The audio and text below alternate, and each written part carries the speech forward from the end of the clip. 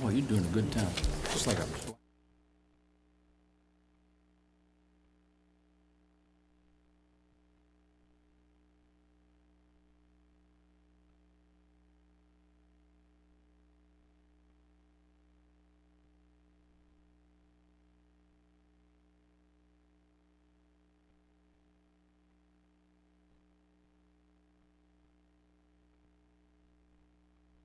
Good evening and welcome to the September 2nd, 2014 Long Meadow Select Board meeting. We'll start with the Pledge of Allegiance. I pledge allegiance to the flag of the United States of America and to the republic for which it stands, one nation, under God, indivisible, with liberty and justice for all. We have a couple of announcements tonight. First of all, I'd like to remind everybody that school started again today. I know your children will tell you that, but I thought I would tell the adults that they started once again, so there'll be kids running around in places that we normally don't see them at early morning hours. The second, I'd like to say thank you to all who attended a ceremony held on the green to honor Lieutenant Colonel Fontenot, who died when his F-15 was piloting, crashed earlier last week in Virginia. The support of our community shown for the Fontenot family and the men and women of the 104th Fighter Wing from Barnes National Base was comforting to those who had lost a husband, father, co-worker, and friend. So thank you for those that came out. We had, I think, close to 300 people, Stephen. So I would say about that, yeah. There was an unbelievable showing of support in a very short notice of time. Mm-hmm. Okay, resident comments. A lot of residents, no comments tonight. Select board comments. Go ahead. Go ahead. I have two. One is that we received a letter that I didn't see attached, but as correspondence, but I'd just like to highlight. And that is that it's political season and we have a lot of lawn signs going up, and remind residents that our bylaws prohibit lawn signs, political or otherwise, from being on town property, which is generally defined as the tree belt. I know some people who don't have a sidewalk can discuss what the tree belt is, but clearly, you know, the first 8 inches or even the first couple of feet from the road is the tree belt. We're trying to enforce it as best we can. We ask for cooperation. I'd ask that our building code enforcement inspector just be aware of that. The second thing is that I don't know if we're going to have a chance to speak about it tonight as a select board, but there are a couple of things that we got. One is that we might want to discuss as a group. One is that there's a request to participate in a UMass flood mitigation study, and I'm not sure if, you know, they were looking for a person from the select board, and I don't know if we want to coordinate that so we don't all run at once to participate in that study if we want to do it, even if we want to do it at all. The second thing is, and I didn't see this on the agenda, but I'd like to speak at some point about our trash hauling contract. 5 years goes by real quickly, and at the end of this year, our 5-year contract with Allied is up as the trash hauler, and I differentiate that for everybody listening and those on the select board from what's our dumping or tipping fee contract with Covanta, which we just renewed, which is actually for the disposal. I think we ought to, as a select board, just discuss how we're going to go and approach this trash hauling contract. And I say that because state law exempts trash hauling contracts from what might be the normal process of contractual agreements with towns, and I think we ought to at least have some input into it if we're going to go one way or the other. So I'd like to at least talk about those. Would you like that at a future meeting, Mark, or you maybe want we to put can as new try business on this at meeting? least an initial discussion of new business today. Okay, we'll see if we can get it in new business for tonight. Thanks. Anything else, Mark? That's it. Alex? Nope. Oh, okay. I thought you had your hand up before. Marie? Nothing? No. Okay. Well, I don't have anything either. I appreciate you mentioned the flood inundation. I briefly looked at that. I haven't done anything about it yet. And I got your note on the trash haul, so we'll get that on the new business tonight. Great. Town manager report. Thank you, Mr. Chairman. There are a couple of items that are in your packet from the town manager report that probably could have been filed under correspondence, but since I was preparing the packet and not Debbie, they were not filed appropriately. we did get it together, and I did get it together and managed to figure out how to zip it and do all that stuff, so I was, pleased as punch on Friday afternoon that I was able to accomplish this by myself. So obviously, this is a record of the franchise fee has been paid. The quarterly franchise fee has been paid to the folks broadcasting this for us right now. I just have that in there for... From Comcast. From Comcast, correct, to LCTV. I know we've talked about crossing guards a lot, so I just wanted to put in a brief report from the police department saying that essentially the increase in wages for the crossing guards did seem to have its intended effect, and we were able to attract a few new crossing guards, and the ones we had were thrilled beyond belief to get the increase, and I think that'll really help retain the ones we do have now. So we have a full slate going forward so far, and a few subs. And we've also talked about pickup and drop off here at the high school. The supervisor, the person who administers the crossing guard program, actually comes out here in the morning because the high school students arrive here earlier than the elementary and middle school students arrive at their intersections, and works in the parking lot to make sure the conflict between kids coming out of the parking lot and cars coming through the horseshoe is orchestrated a little better. And I checked with Principal Tom Landers today, and he said it seemed to go pretty quickly on the first day, so that's a good indicator. Usually the first day is the worst day for drop-off. He said it seemed to go pretty quick, so I'm pleased with the way that program is developing. I'm less pleased with the bids we received on the Blinn tennis courts. I do have a cover memo for myself and a more detailed memo from the town engineer. We are in the process of reviewing options. The primary funder on this is the Community Preservation Act Committee. We have reached out to them, and I think we'll attend one of their meetings to explain the situation. Right now, what we're assessing is what this means for our timeline. It's clear we will probably need another appropriation to do the whole project. We want to have the opportunity to ask the Community Preservation Act Committee what their view is, if they want to continue to pursue the whole project or split, say, the lighting off so we, or cut off certain portions of it to afford it this year. But it's probably looking like it would be done in the springtime, and so we have to meet with stakeholders to make sure we understand what impact the delay has. The amount that the bid was off, we thought it was going to be about a $650,000 project. It turned out to be closer to $800,000, using roundish numbers. And there were some items that were, the unit prices were higher, and there were some scope items that were added. But we had our design and our specifications and our cost estimate peer reviewed by an engineering firm that specializes in tennis courts. And, no red flags were raised by them. They did their own cost estimate and seemed to fall in line with what we had.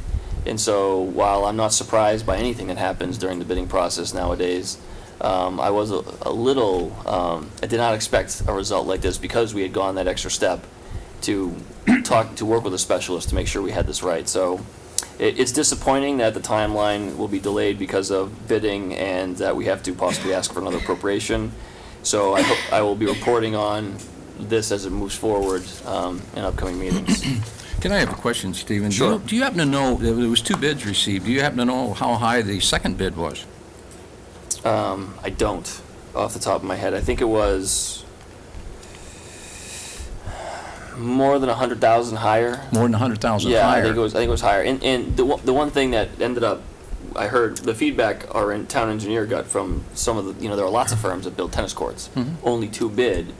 I think some of them felt like the timeline we had to complete the project this fall was unachievable, and they did not bid. And so if there's a silver lining in any of this, it's that if we have to rebid this winter, it's a good time to bid projects because companies are looking to line up, they'll pay less or they'll bid lower to make sure they have guaranteed work lined up for the next season, and we will get greater competition in the bidding processes. But again, I don't know, we may not have another appropriation, we don't really know what the CPA wants to do. Right. Yeah, and being the fact that one bidder withdrew their bid based on the time limit, and now that time limit has been thrown out, so it would seem reasonable to rebid it. Yeah, well, rebidding is definitely the way to go. Yeah. And like I said, to get other folks who may have been cheaper, Yeah. but couldn't do it on the timeline. Yeah, and I talked with you today. I guess my concern here, when bids are that far off, it's, you really step back and say, what is going on? Because you had two firms that bid with very high prices, so you start to question our estimates and the estimate that you received when you went out to a special consultant. There seems like there's something askew. Yeah, a disconnect there. And so you can see in the report where some of that occurred, like some of the unit prices and some of the scopes. So we have an idea of where it went awry.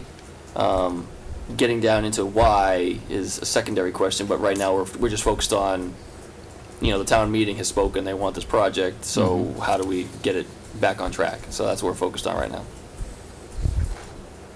Go ahead, Marie. One of the things I know that you said that we couldn't do really green lighting there because of the contractors that were coming in saying they couldn't quite do it. Could we now look to more efficient lighting and then pull in Green Communities grant money on this, since we have to look a little bit farther out again? Well, the Green Communities lighting grant is really we're holding to help offset the cost of the streetlight purchase. That's what we kind of committed to.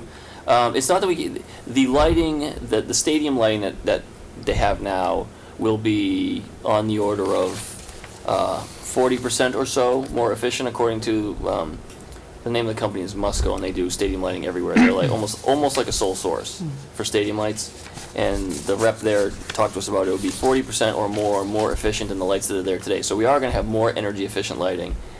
Stadium LED stadium lighting doesn't really exist. I don't know if I say it doesn't exist, but they basically said they couldn't do it for us. And even if they could, the cost would be, so much higher than we have now. So we are going to have energy efficient lighting compared to what we have today. But even if we had additional funds, the availability of LED stadium lighting is questionable, according to the Musco lighting. So if something gets invented between now and the time we go to bid again, we'd certainly look at it. Yeah, Mark has something for you. So Stephen, the history of this project is messy, to say the least, right? Based on, originally it was a couple $100,000, then we've been appropriating money and literally tying up money for now a 3-year period of time. And it was like we're continuing, and some of this precedes you and some of it doesn't precede you. So there's enough responsibility here for an awful lot of people. But my concern is that I'm not sure that this is simply a decision by the Community Preservation Committee, since even their monies need to be approved at town meeting. And when this first came up to town meeting, it was literally a $400,000 project, and now we're saying it's at least twice that.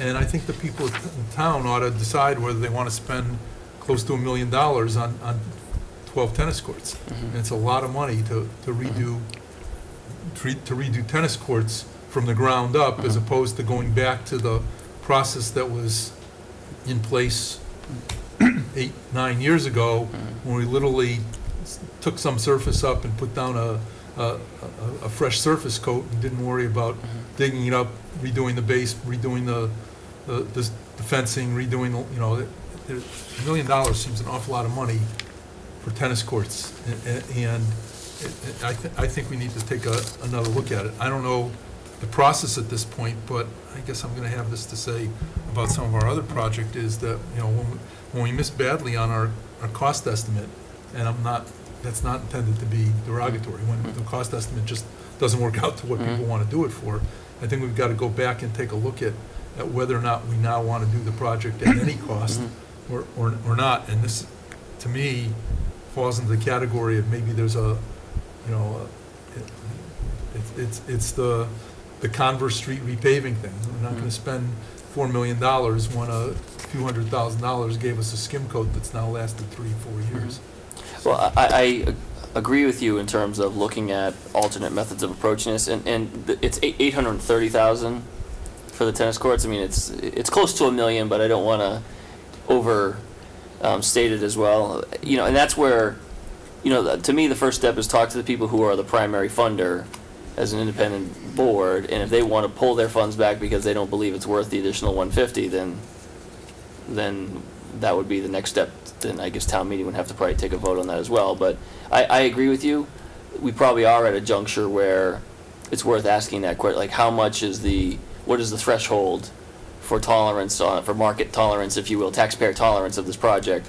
And it's, like I said, step one would be talking to the primary funders to see what their tolerance is.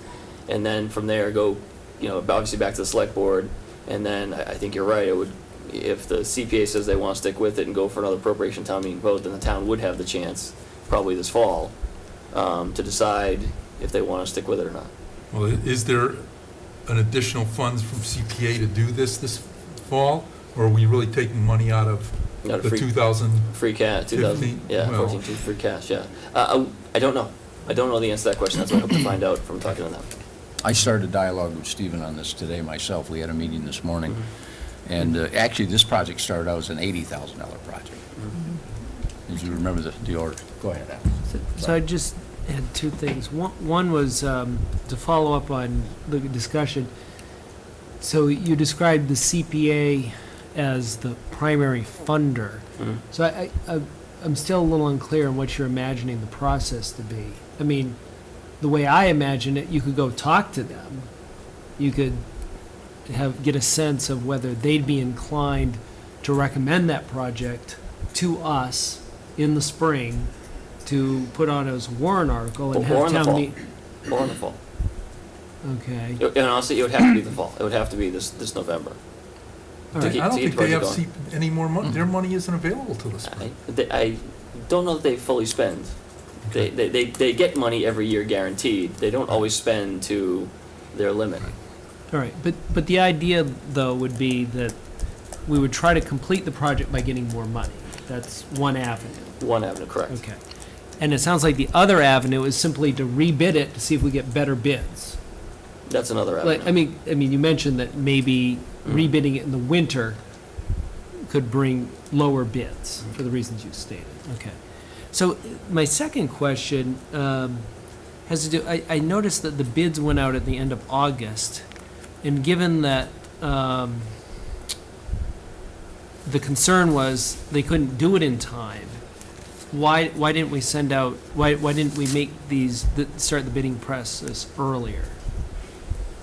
Well, we talk about bidding process, it really is getting final plan specifications and estimate done, creating contract documents and everything that have to go out with the bid.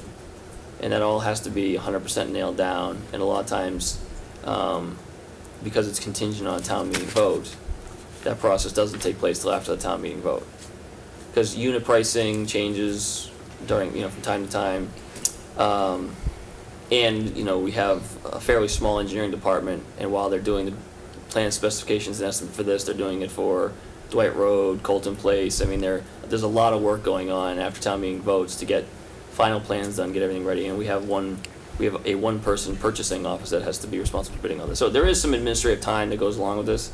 In this particular case, though, we probably took an extra 1 to 2 weeks working with the specialist engineering company for peer review.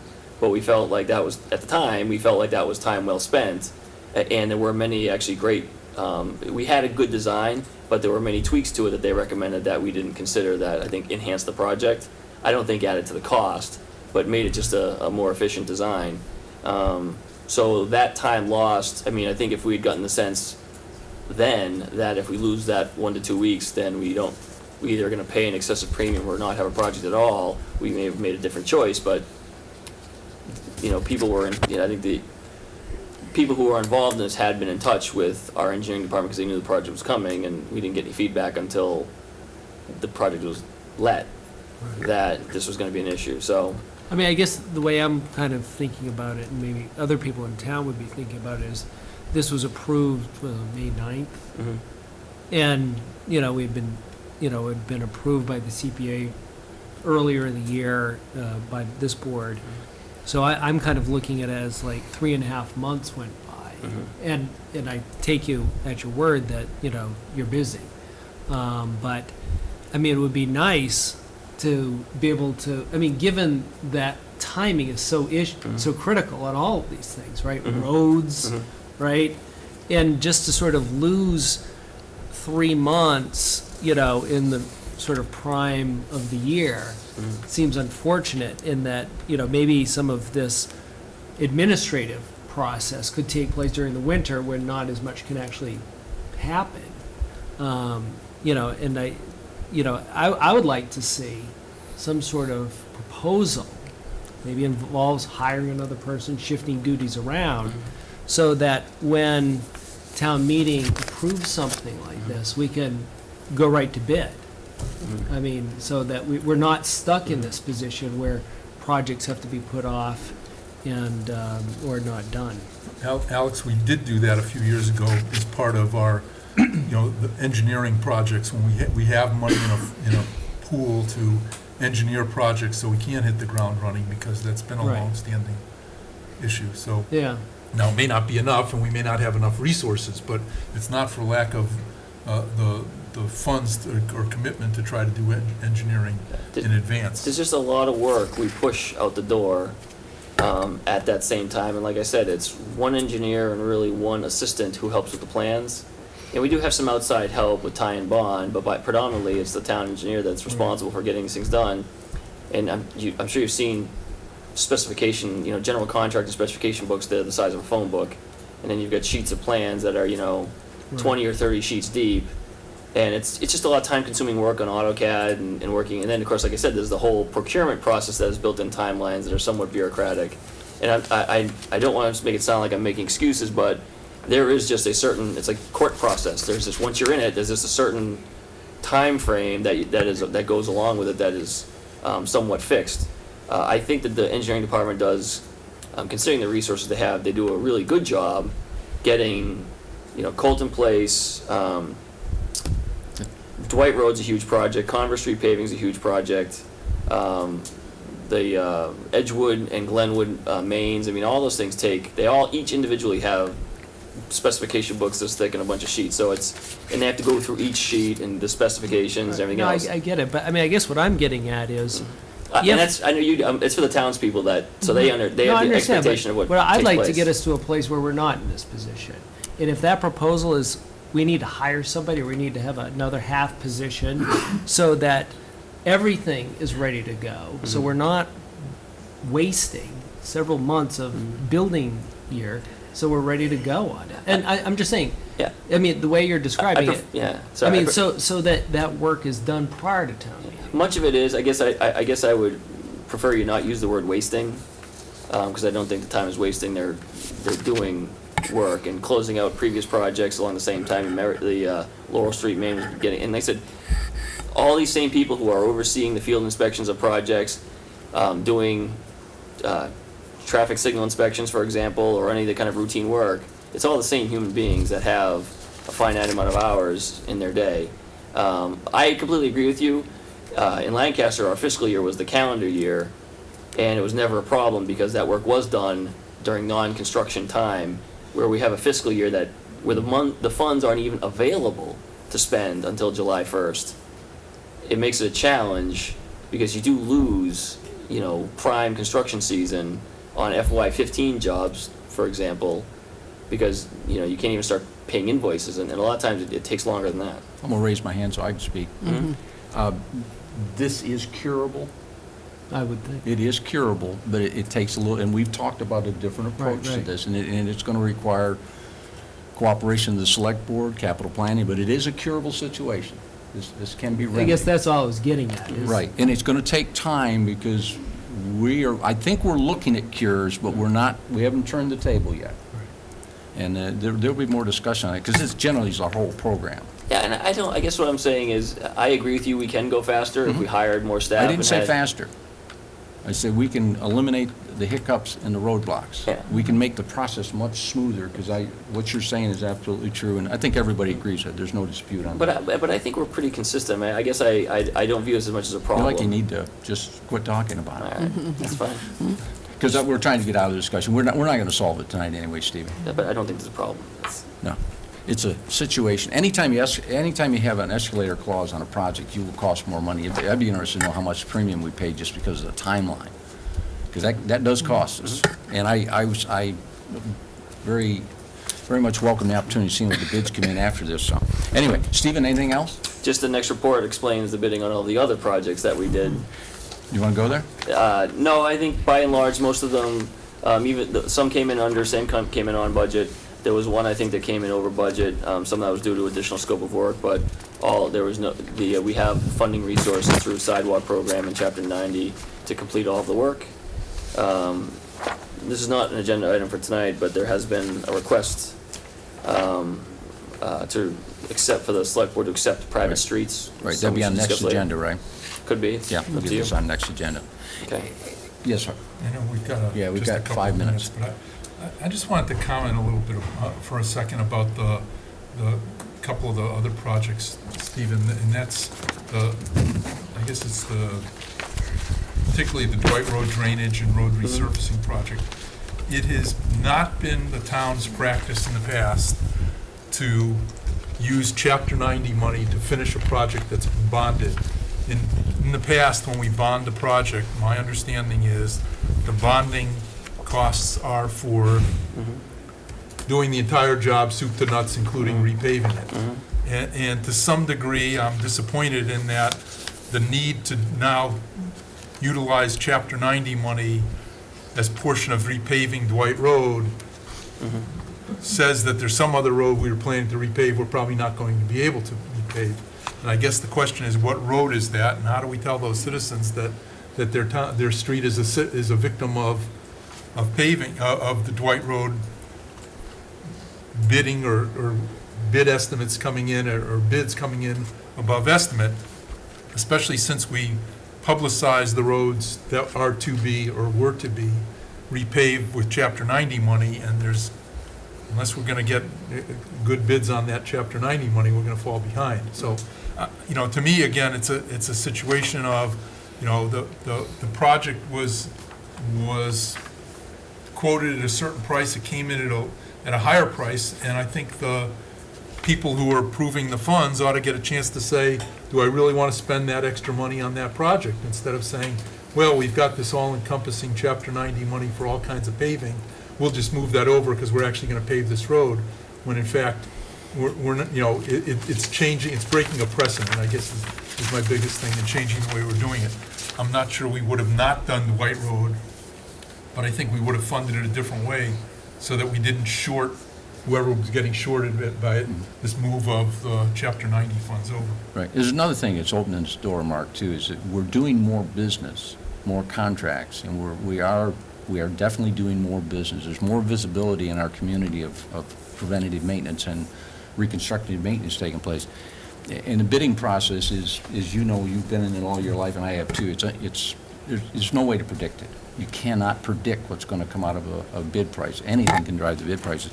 So maybe there's more of a consideration for how much money we have in contingency that's already pre-approved to move these contracts back and forth, instead of, I think, what do we have, $25,000 now in the budget, Stephen? It's a very small amount of money, Yeah. considering the amount of contract money that we're expending. So maybe we need to relook that too as we move further into the process. Yeah, I mean, the difference in estimate versus bid is 5%. It's not Right. like they missed by 55%, but on Right. $1 million project, Yeah. give or take, it's like $42,000.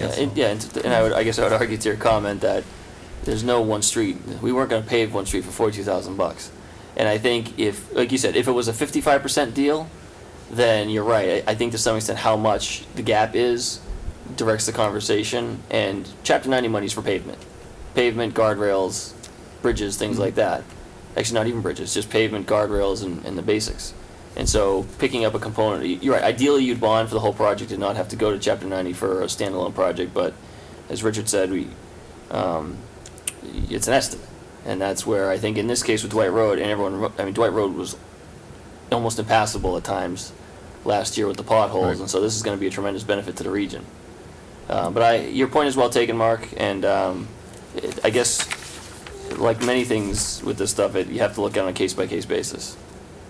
Yeah, I'm going to have to break in 1 minute for the liquor hearing, so Maureen? Just one thing, when I read that, I thought we were now finally trying to do the roads right. I know that people looked at Meriwether and said, well, why did you stop here? Why didn't you continue? And you said, well, we always try to cut corners to save money. And this board said, don't cut corners. We want it to look nice. We want the top quality in town. And when I saw that, that's what I thought the bump up was. I thought it was So- just because it ran by your office. No, not out my window. I I know. don't get to see it there. But, so I know you're getting both sides, but I like the idea of really doing the job right, too. Okay. Oh, yeah, I'm not questioning that at all. I'm just questioning, again, this is a precedent we have never done before, and I'm not really excited about us doing that. I'm using Chapter 90 money for a project that was bonded as the entire project. I don't know a better answer. Can we go time out and we'll start a liquor hearing? Dan, could you tell the people at the hall their attorney is out there? They were waiting for 7:30.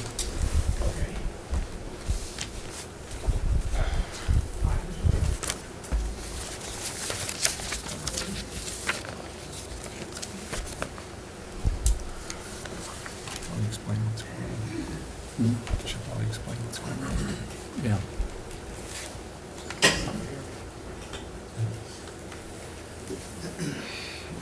Mr. Chairman, I move that we open the liquor license hearing in the case of the bottle shop. Second. Discussion? All approved? Yes. Good evening, gentlemen. Good evening. And I'll introduce this, and then we'll go for, all right, well, you can introduce yourself. Good evening. My name is Daniel Bergen. I'm appearing on behalf of Jim Thomas, the owner of the bottle shop. Jim Thomas, the owner of the bottle shop. Okay, and I'd like to read for the benefit of the community. On August 7, 2014, the bottle shop failed an underage drinking compliance check conducted by Long Meadow Police Department. The seller was identified as the owner, Mr. James Thomas, and a hearing scheduled for September 2nd, 2014, and that is why we are here. And as we proceed, we'll get into the other compliance parts that we've had, so. Where would you like to start, gentlemen? Mr. Chair, I think you have to swear them in. Oh, that's right, excuse me. Raise your right hand, please. Swear- Right hand, swear to tell the Yeah, truth? right hand. The truth, the whole truth, and nothing but the truth? I do. Thank you. Thank you, Mark. We would have been off the record, we would have been in bad shape. Yes? Can I just ask, Mr. Berg, are you an attorney representing the bottle shop? Yes, I am. Okay, thank you. Yeah. Okay, so this appears to be the third violation that the bottle shop has had since 2009. Is that correct, sir? That's my understanding, but just for, can we go through that? Yes, sir. Okay, I believe we were in front of the, first of all, my clients owned the bottle shop. He's owned the bottle shop since 1986. Mhm. Okay, we had a violation in 2010, first violation in 24 years. We came before the board, and the board gave us a warning at that time. The second violation that I'm aware of, or maybe perhaps the board can tell me what the second violation is. Yes, there was one in 2010. There was one in 2012 by the ABCC, That's the one, that's what I was made aware of today. and there was one in 2010. Right. So Right. this is the third violation This is the third violation. since 2009, 2010. That's correct, sir. Okay. I've, I thought you were going to give me some more. We're not disputing charges. Okay. But what I would ask the board, I was given a copy of the liquor license violation policy. I'm sure you all have a copy of this. And the way I read the policy is you use a 2-year window for violations. That was what was issued by the state. They gave a 2-year, they gave a 3-day suspension and held it at bay for a 2-year period of time with no further suspension. You're talking about the case in Boston, the 2012. Right. I'm We talking have our about the own town of Long Meadow's own policy. Yeah. And not- Right, you're right. Right. Where Mr. does- Bergen, you're right. We had adopted a policy for guidelines, and in fact, I was on the board when it was last adopted, or ratified in November of 2009. does all the board members have a copy of this Yes, policy? we did. Okay. Richard, can I ask Mark a question? Sure. I must be missing the 2-year window part. If you look underneath, these guidelines will be implemented in the following manner. Do you have the copy of the policy? Or can I give you a copy, Mr. Grant? Okay, sure. I mean, because the one violation part is a one-pager that I have. Right, and that's all we have, Alex. Okay, so that's where I'm trying to get the, Yeah, I didn't see the other I'd version. like to, I'm gonna disseminate this to the Okay. board, so we're all on the same page. Sure.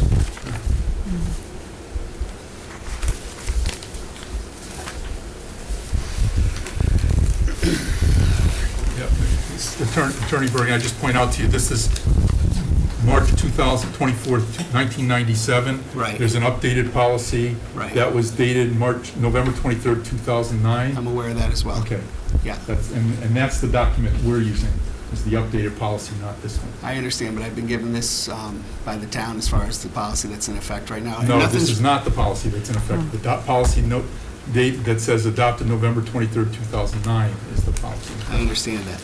And I read the, that policy as well. So Okay. what you're trying to tell me, Mr. Gold, is you're still not using the 2-year window?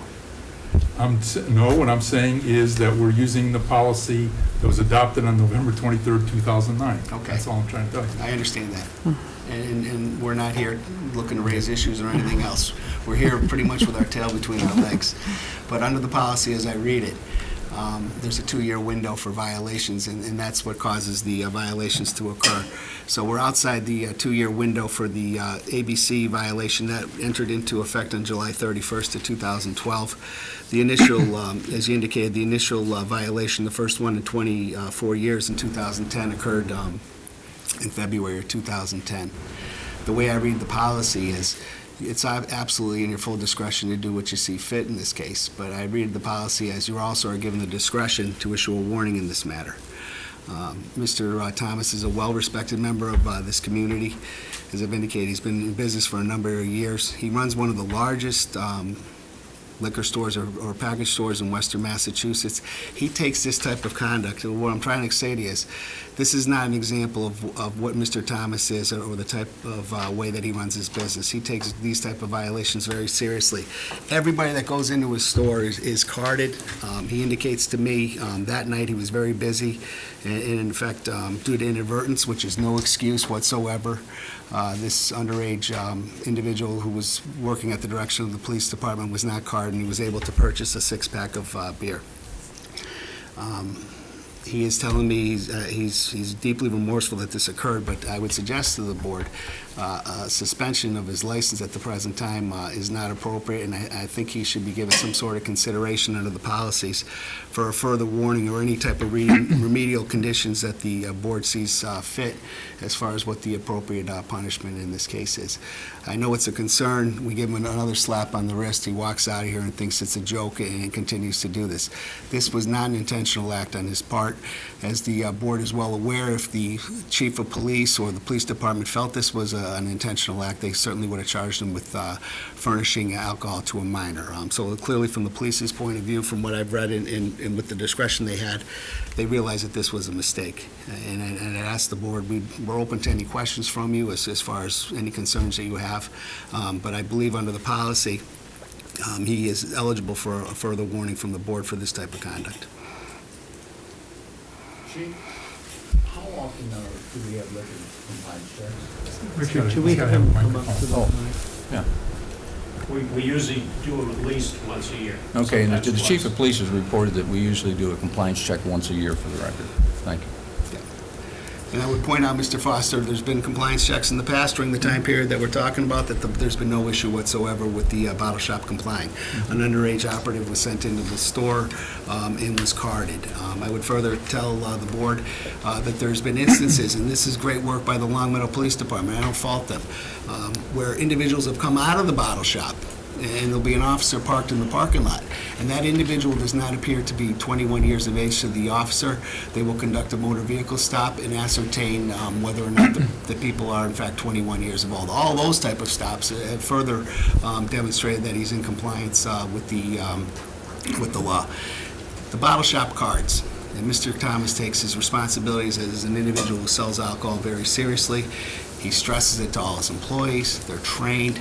This was a one-time mistake that is not a regular occurrence. For an individual that has one of the largest gross sales of liquor stores in Western Mass, he does not need to sell to minors for a profit. And I can't stress to the board enough how remorseful he is and how serious he takes what occurred in this case and the steps and procedures that he's implemented since this incident to make sure that no matter who comes in the store, someone comes in the store, looks 26 years old, you card them. You just can't go by looking at someone's physical description or how they appear to you and just say, oh, he appears over the age of 21, he's good. That's not going to happen in the future at the bottle shop. I've heard you mention 2 or 3 times as a very high-volume liquor store. Yes, sir. One of the highest, and certainly the responsibility is vast placed upon a high-volume liquor store. Like the, we can't imagine, I don't run a high-volume liquor store, but one question keeps coming back to me. I can go into a Wegmans grocery store, and I'm carded every time, without fail, period. I can go into a Rite Aid store that sells alcohol, and I'm carded every time without fail. These are convenience-type stores, and I'd like to know why, if I go into a liquor store, I'm not carded without fail every time. When this is a point source distribution point of alcohol in large quantities. It's not just a drink at a restaurant or anything. This is a large purchasing area. I just don't understand why any large volume distributor of spirits wouldn't want that in place. Because once that is in place, it's non-negotiable. Everybody's carded. But we're not, you're referencing a convenience store shopping. I'm not a convenience store. I'm a destination. I've got to make that shopping experience as painless as possible and try to make it as convenient as possible. If I have to card everybody that comes in, they're going to go to another store. Plain and simple. Do you find it inconvenient to be carded every time, even though you do not look 21? No. No, I realize to the betterment of the community, and quite obviously, I'm not 21. And quite obviously, the last time I was checked, it was more for the camera behind the clerk's head that was seeing my license pulled out than it was for her verifying my age. But there still was a process in place that was flawlessly adapted in that firm. And they took the time to do that. It was just that final checkpoint. I have just a couple of questions. Yes. Sure, Mr. Gold. Mr. Thomas, Mike, I guess the last time you were here, we were talking about formal training in serving, liquor Correct. serving, and we actually have, and it was redistributed us tonight, a letter that you sent back to the town describing the inconvenience of having your clerks have to undergo formal training such as TIPS or safe serve, and I was just wondering if you still believe that that's an inconvenience at this point. Not a terrible inconvenience. I don't find the value of the class. It is primarily geared for on-premise, which is bars and restaurants serving. It's not telling you, there's not a lot of information on how to card people. It tells you how to read a license. Doesn't tell you to ask if you think that person's 21.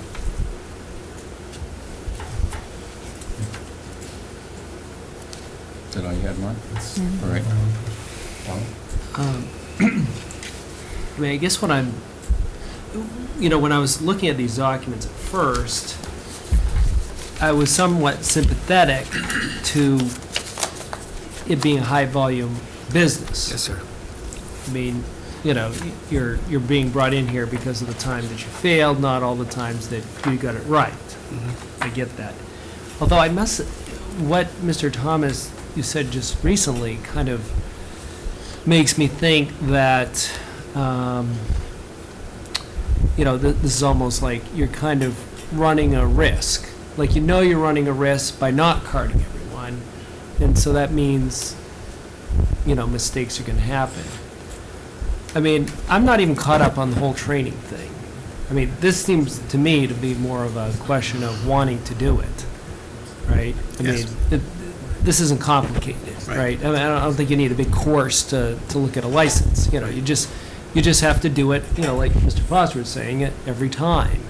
I don't even mind, a visit business exercising some discretion. You know, if somebody like me or Mr. Foster, you know, were to walk in, I'm sorry, I don't want to cast aspersions to your age, but It's been done since you, before. since you had done it, you know, that's fine, but, you know, somebody that's even within the ballpark, and when you're making a conscious decision to pick and choose who you're gonna card, you know, mistakes are going to be made. And I guess the way I look at it, it's the job of this board to recalibrate your incentives.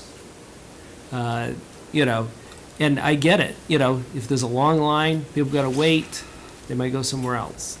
So that's a economic cost to you. If you're suspended, that's an economic cost.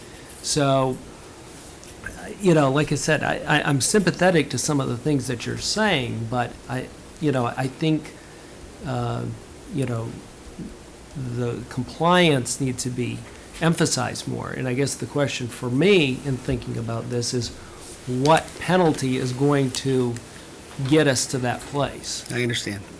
And again, I just want to stress to the board, I mean, yesterday, for instance, there were over 535 sales at the bottle shop. That should just show you the volume that's occurring there.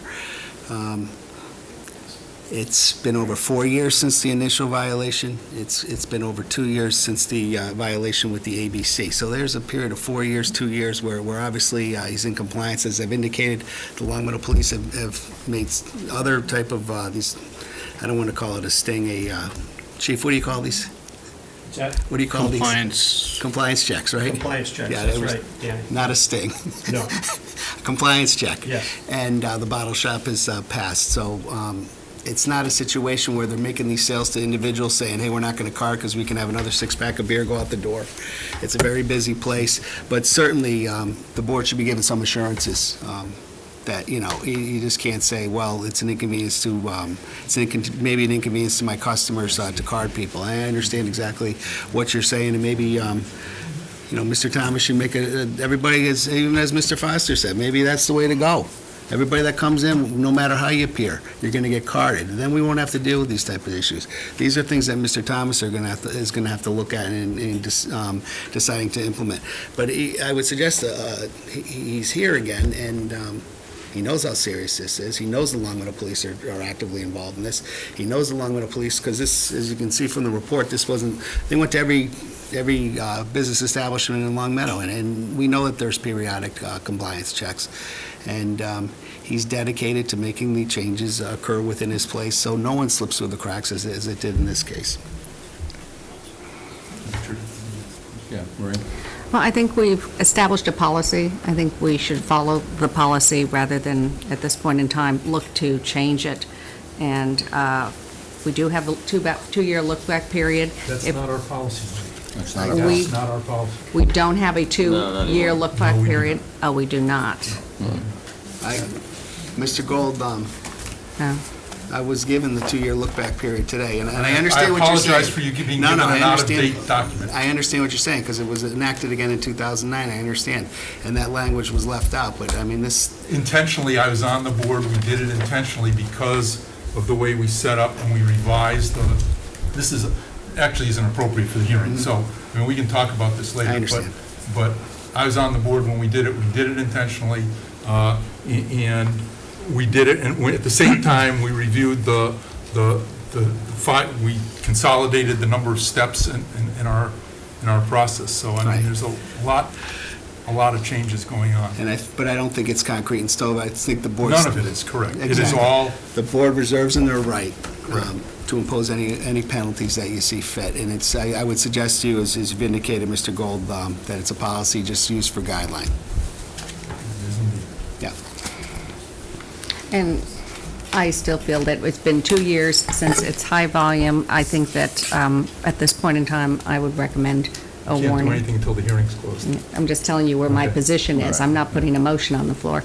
That I think that right now, if we start with the warning, we're looking at 2 to 5 day suspension, and if something else does come up in the near future, in the next year or two, we could actually as a board, we're talking about incentive, we could jump to the 5-day without any problem, and that would be a severe punishment. Okay, well, like Mark mentioned, though, you're into the after discussion, we're in the hearing part now, so. I'd like to hear from our police chief to see if he has any comments. Would you like me to read the I would. Please. I would, Chief. Sure. On August 7th of this year, Lieutenant Fontaine and Detective McEckert were conducting underage drinking compliance checks at licensed premises in Long Meadow. We utilized underage operatives who were 18 and 19 years old. The following establishments passed the compliance check: Bertucci's, Mass Burger, Ume's, Hukilau, Four Seasons, Long Meadow Package Store, Rinaldi's, Lee's Brothers, and the Iron Chef. Grapevine Pizzeria was closed, and the bottle shop failed the compliance check. One of the two underage male operatives entered the bottle shop and selected a six-pack of Yingling Summer Wheat beer for purchase. The male operative was able to purchase the beer and walked out of the store without being asked for his ID or license to verify his age. Once outside, the operative then handed the six-pack of beer that had been placed inside a brown paper bag back to Lieutenant Fontaine. The operative identified the seller as the taller guy with the short hair. Once inside, there was only one person matching that description, and after he recognized Lieutenant Fontaine and I as police officers, stated, "I just sold to a minor, right?" The man was identified as a store owner, Mr. James Thomas. Mr. Thomas was informed that as he has sold alcohol to a minor, he'd be soon receiving a letter from the town regarding the violation. That's the statement. I keep, We just asked if Mr. Thomas's attorney stipulated. yeah.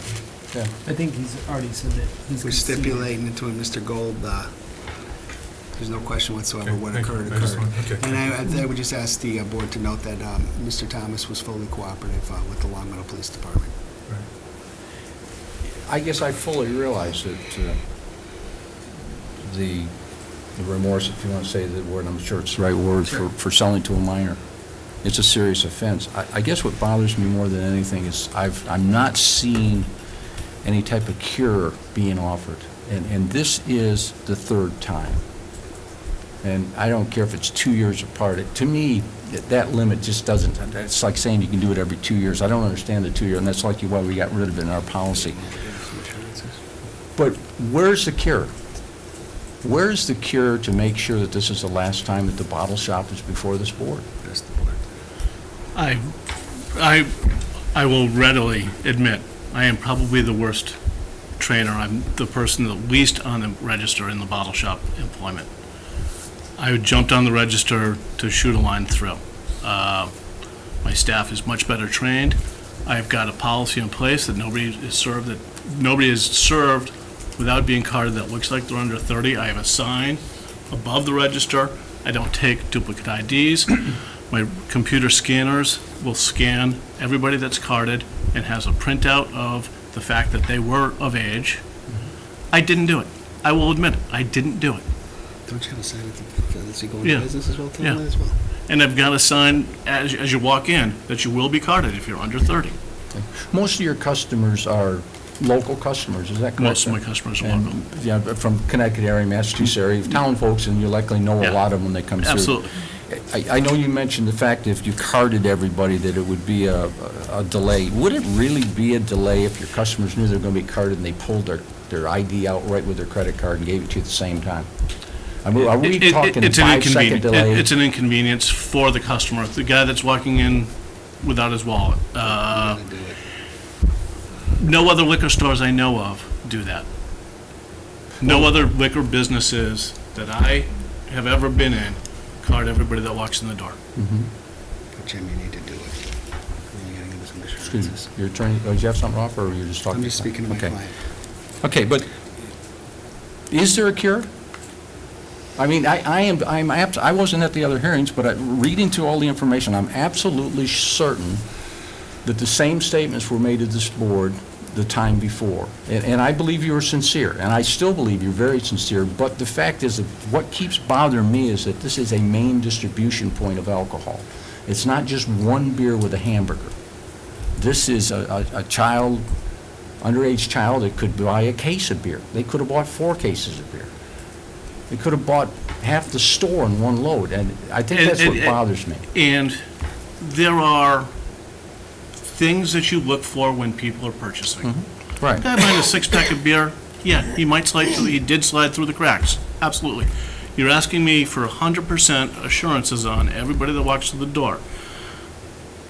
I'm not sure that anybody can give you 100% on anything.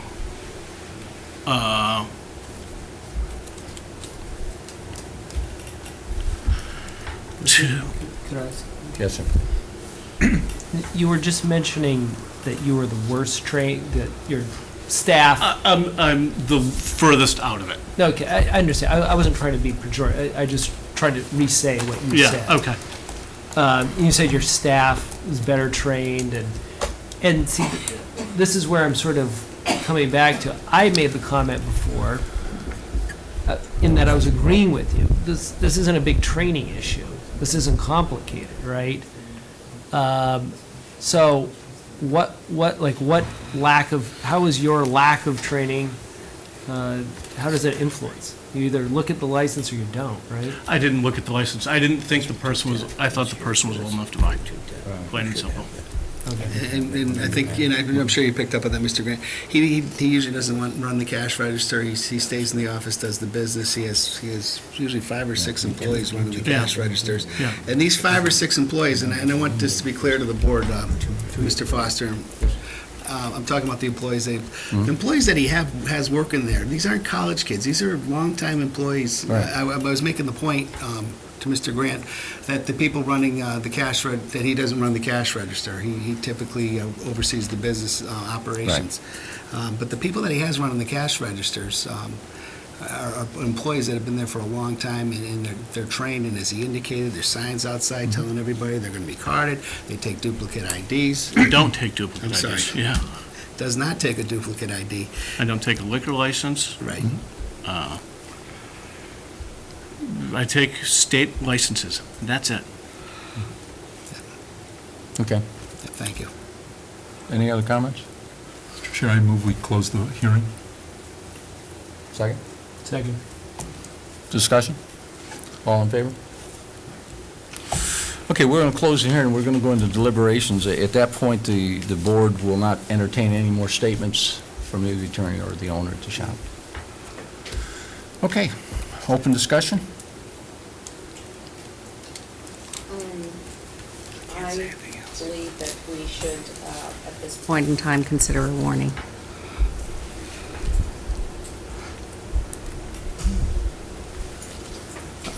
I believe that we should impose a suspension of their liquor license. And I say that because of this is the third offense we've had in my tenure here. And I think that we will get a behavior change when there's a true cost of the error. And in an effort not to be punitive, I would suggest we do it during the Monday through Friday period rather than a weekend. And I would suggest it be a 4-day suspension, surrendering his license on a Monday and having it returned on a Thursday evening.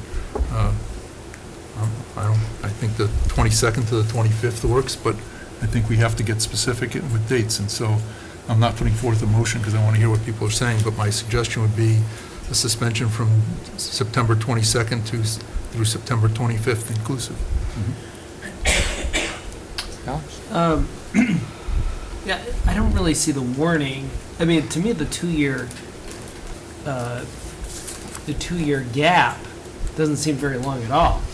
I mean, if we're doing these compliance checks 1 to 2 times a year, that almost tells me that 2012 they failed, 2013 they passed, and 2014 they failed. Or maybe there was another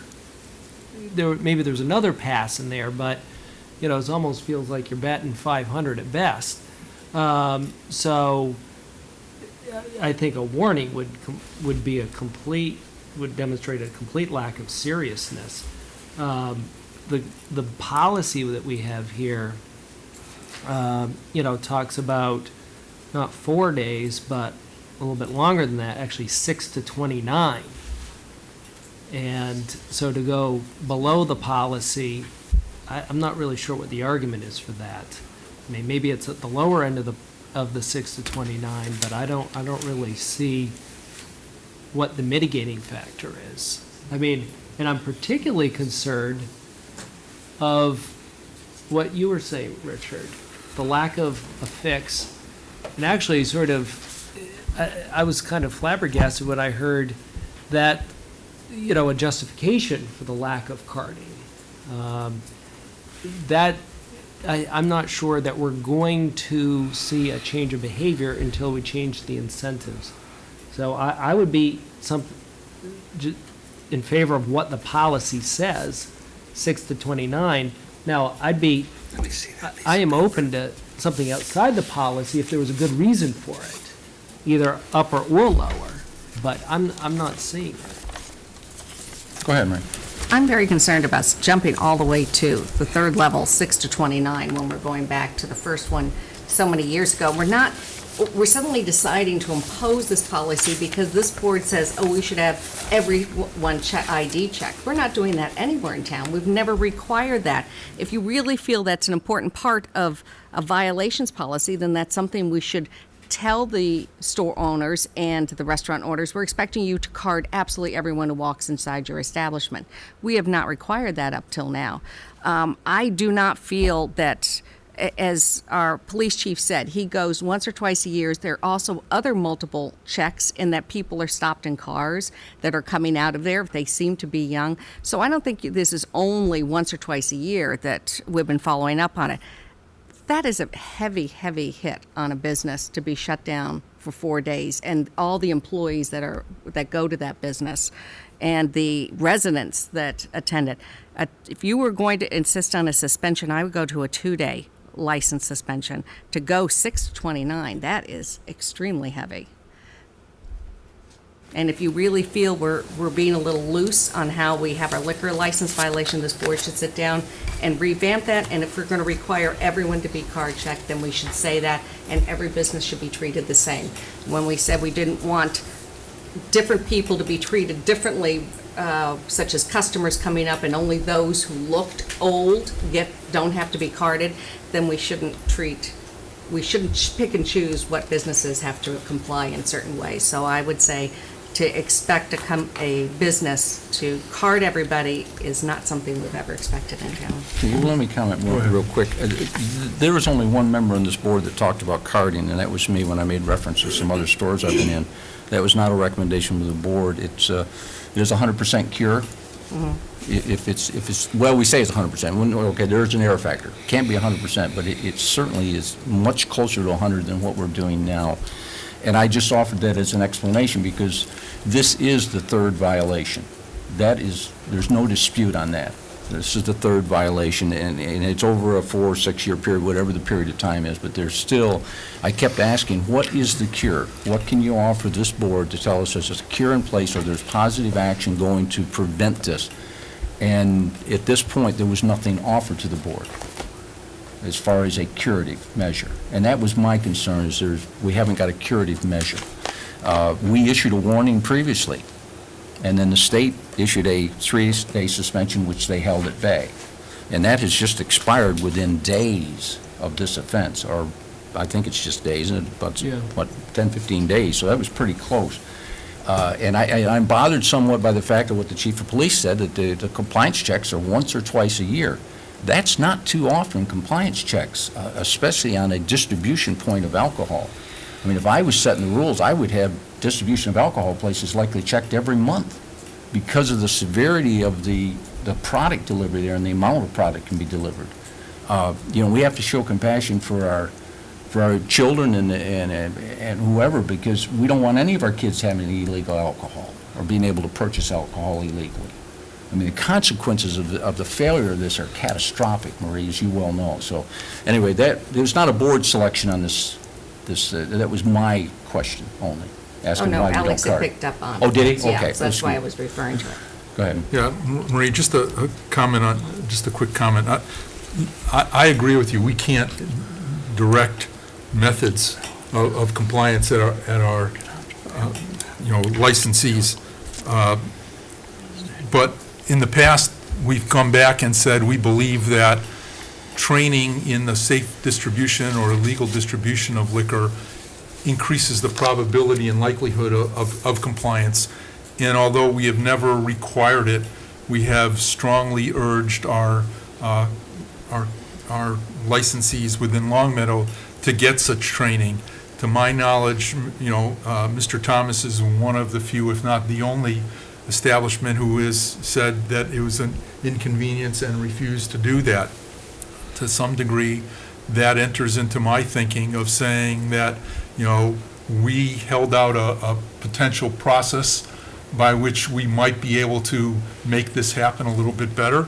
We were told that it didn't work for whatever reason for the bottle shop, and so at this point, my take on it is we move forward based on what we thought were best opportunities to mitigate this weren't put into place as a conscious decision by the shop owner, and therefore, for me, there is no issue of, well, gee, we ought to be lenient. I mean, the point was, and the exact letter we got, and I went back to my records the notes I took was that it would cost me between $1,000 and $1,500 to train all my employees. I think that was what we were told at the time. And I'm saying, if you had to look at it now, maybe the $1,000 to $1,500 might look like it was a reasonable price to pay if it would have prevented one more or one additional compliance,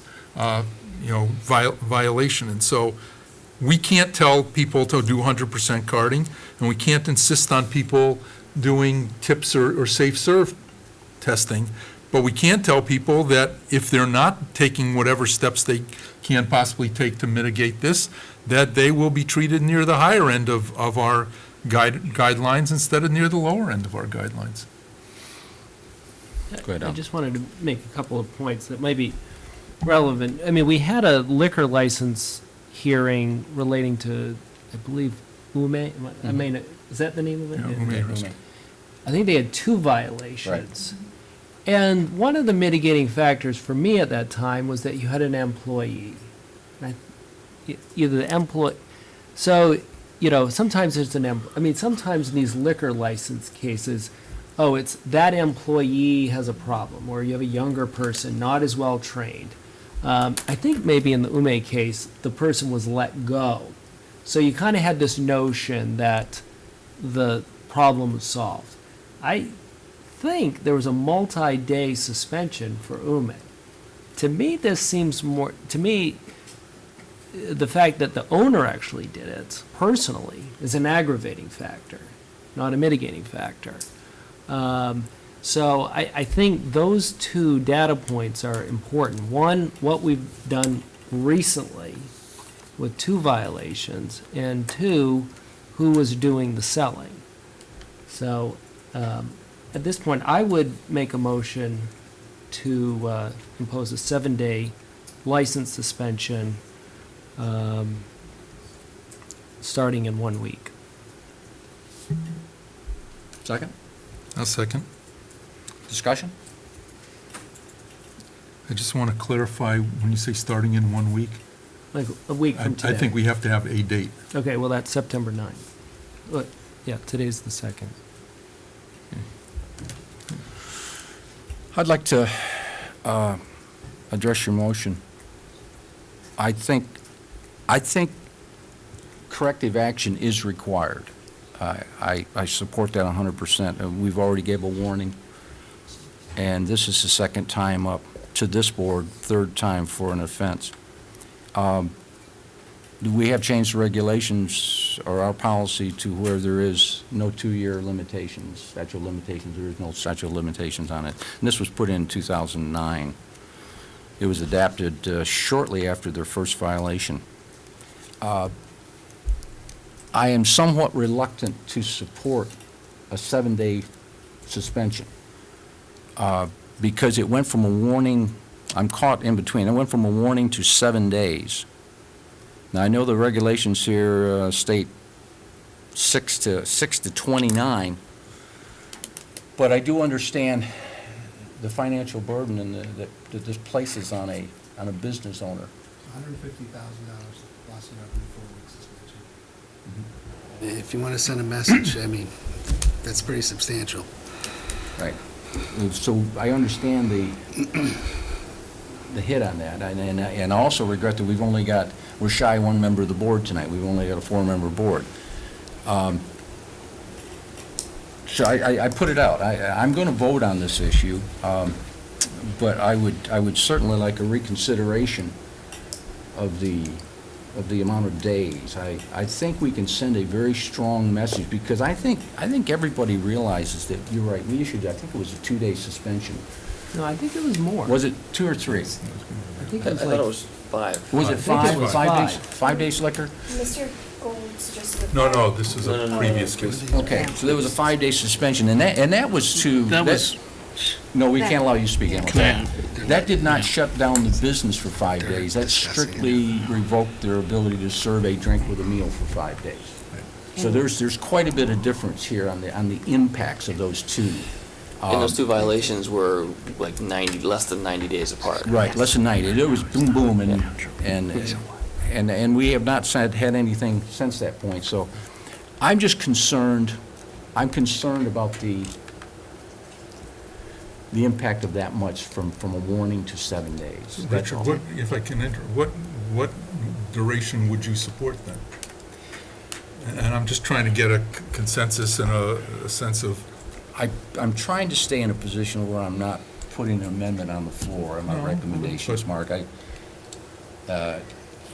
I'm trying to stay as neutral as I can. I have stated that I think from a warning, there does need to be something more constructive, and I wouldn't even feel that strong if I'd been presented something that told me that something was going to cure. But I was not given a cure, and that bothers me. And that promotes me to say, okay, we have to do something to get this point across. Since the cure is not self-inflicting, we're going to have to bring this cure about somehow. So, I mean, I'm going to vote on this issue one way or the other, because we can't get this held up, Marie. Well, I think the cure is, when something like this happens, is you follow the rules.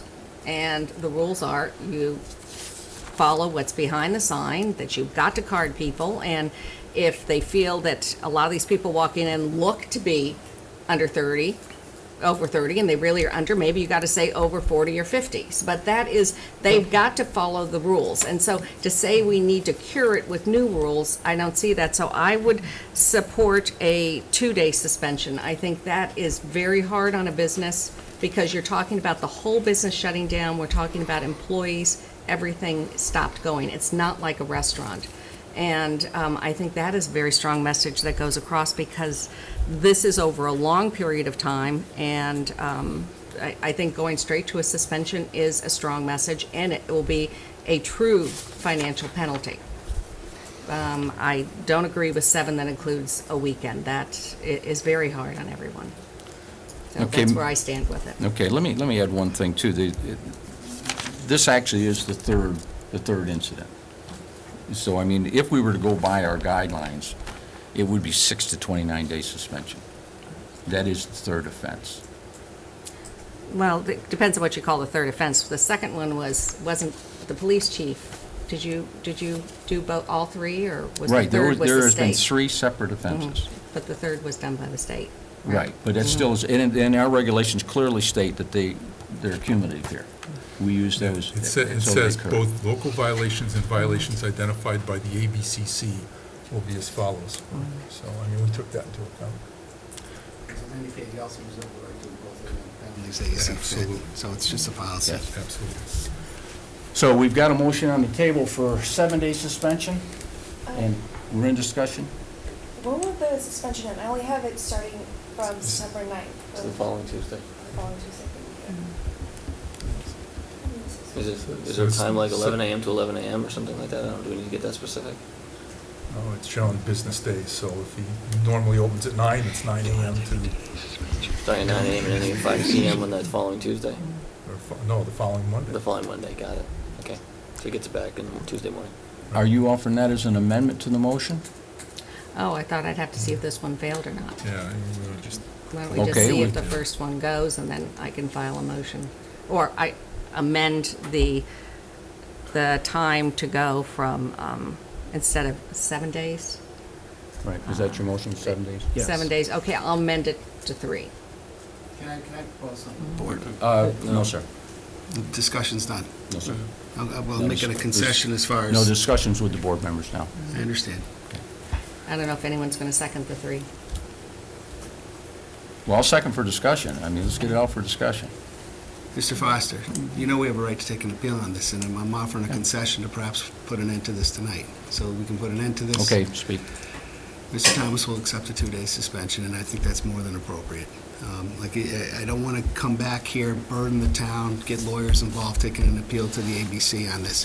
What happened was a mistake. A 2-day suspension is going to obviously be a significant hardship for Mr. Thomas and his employees.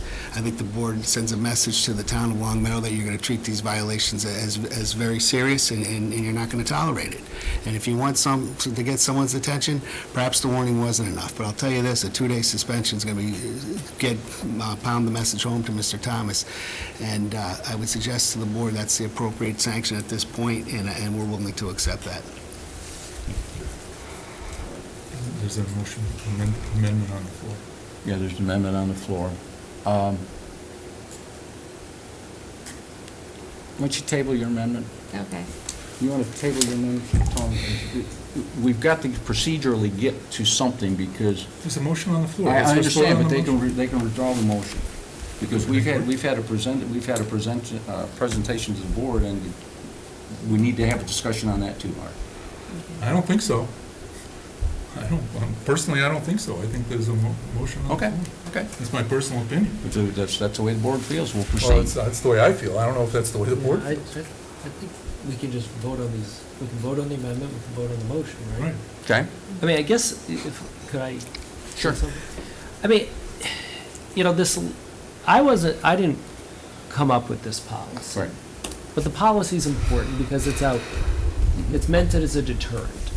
I mean, I see this all the time, in the criminal justice system. You can threaten a punishment for a long time, but if you don't follow through on it, then you might as well, the policy's not taken seriously. I mean, the policy's only as good as what you're willing to follow through on it. To me, given that he's looking at 29 days license suspension, we are at the low end. And to me, you have the precedent of Ume, you've got the fact that it's the owner who's doing it. I think this is, within the context of this policy, a light touch.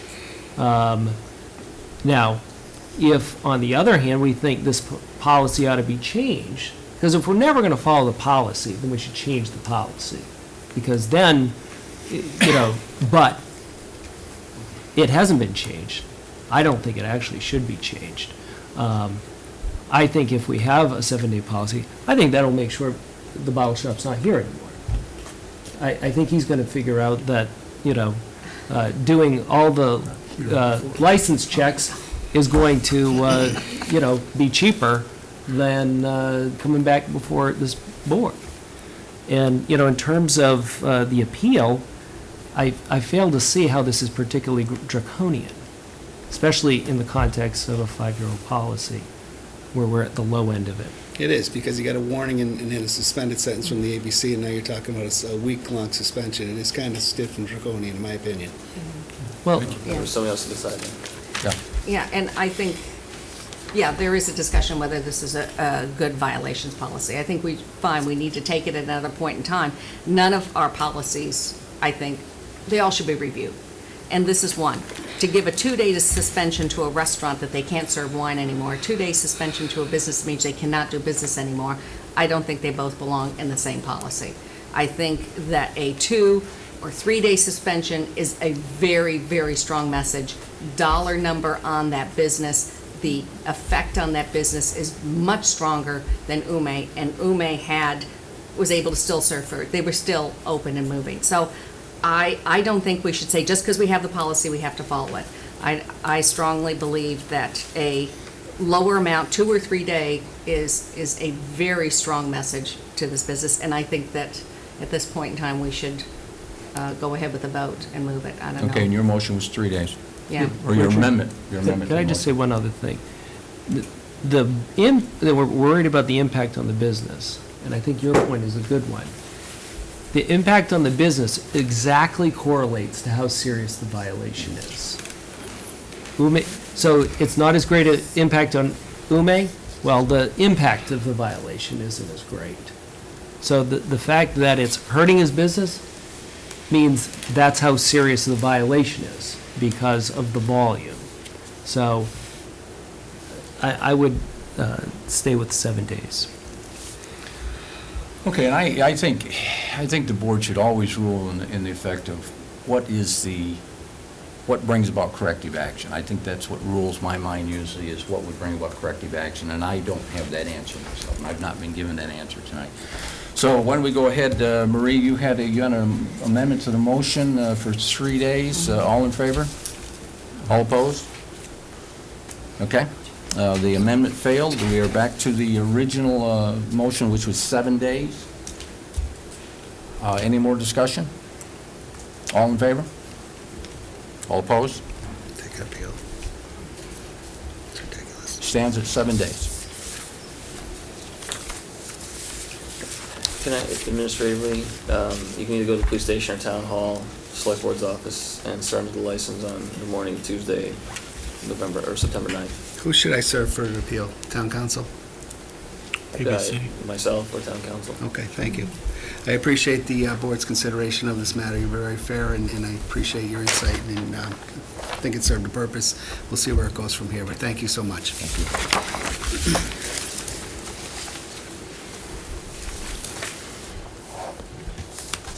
Okay, let me collect some papers here real quick.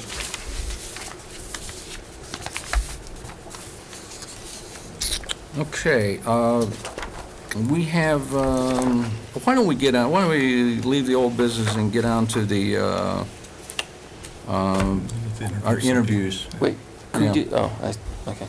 Consent agenda, does everybody want to approve the consent agenda without It's getting just two involved? block Okay. parties. One of I them is move the annual. consent agenda. Yeah, second anyone? Second. All, discussion? All in favor? Aye. Okay, let's go on to our, into our board appointments, or the committees and board interviews. Thank you, Chief. You're welcome. The first one up is for capital planning. Daniel, why don't you come up and take the seat of honor?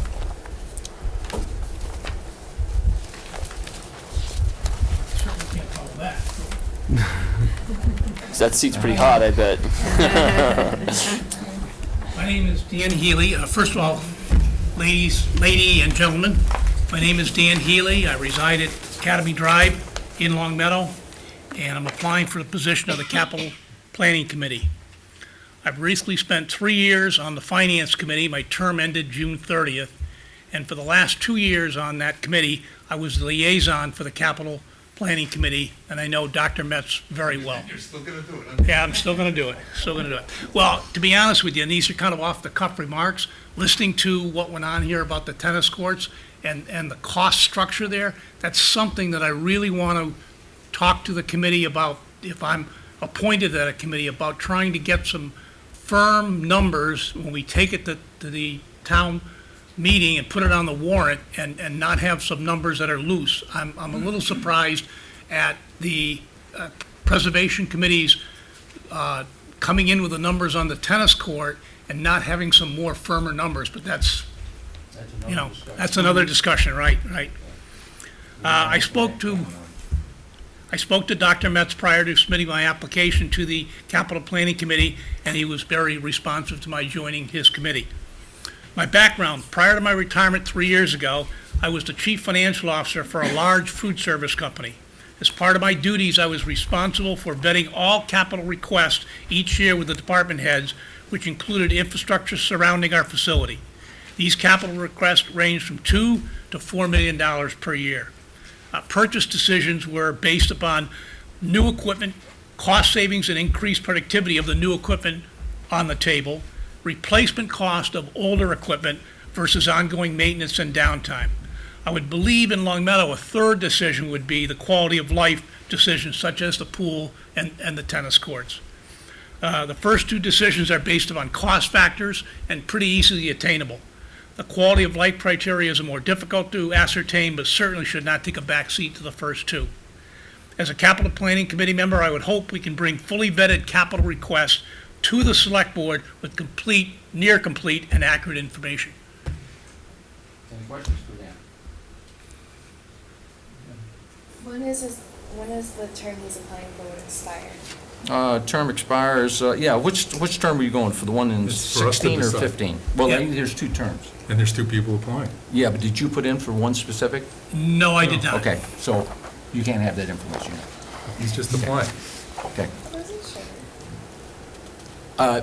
I appreciate you stepping up. I know you have a lot of interest in capital. We shared a lot of discussions when you were on finance and I was on capital, so thank you for applying. Okay? Okay. Any other questions? You're the only one. Thank you. Yeah, you're known quantity. You know, thank you. See, the next would be Peter. Come up, please take the stand and state your name and your qualifications and all of that good stuff for us, Peter. Okay, my name is Peter Vinage. I'm a resident of Long Meadow. Okay, good. Now, that was short and sweet.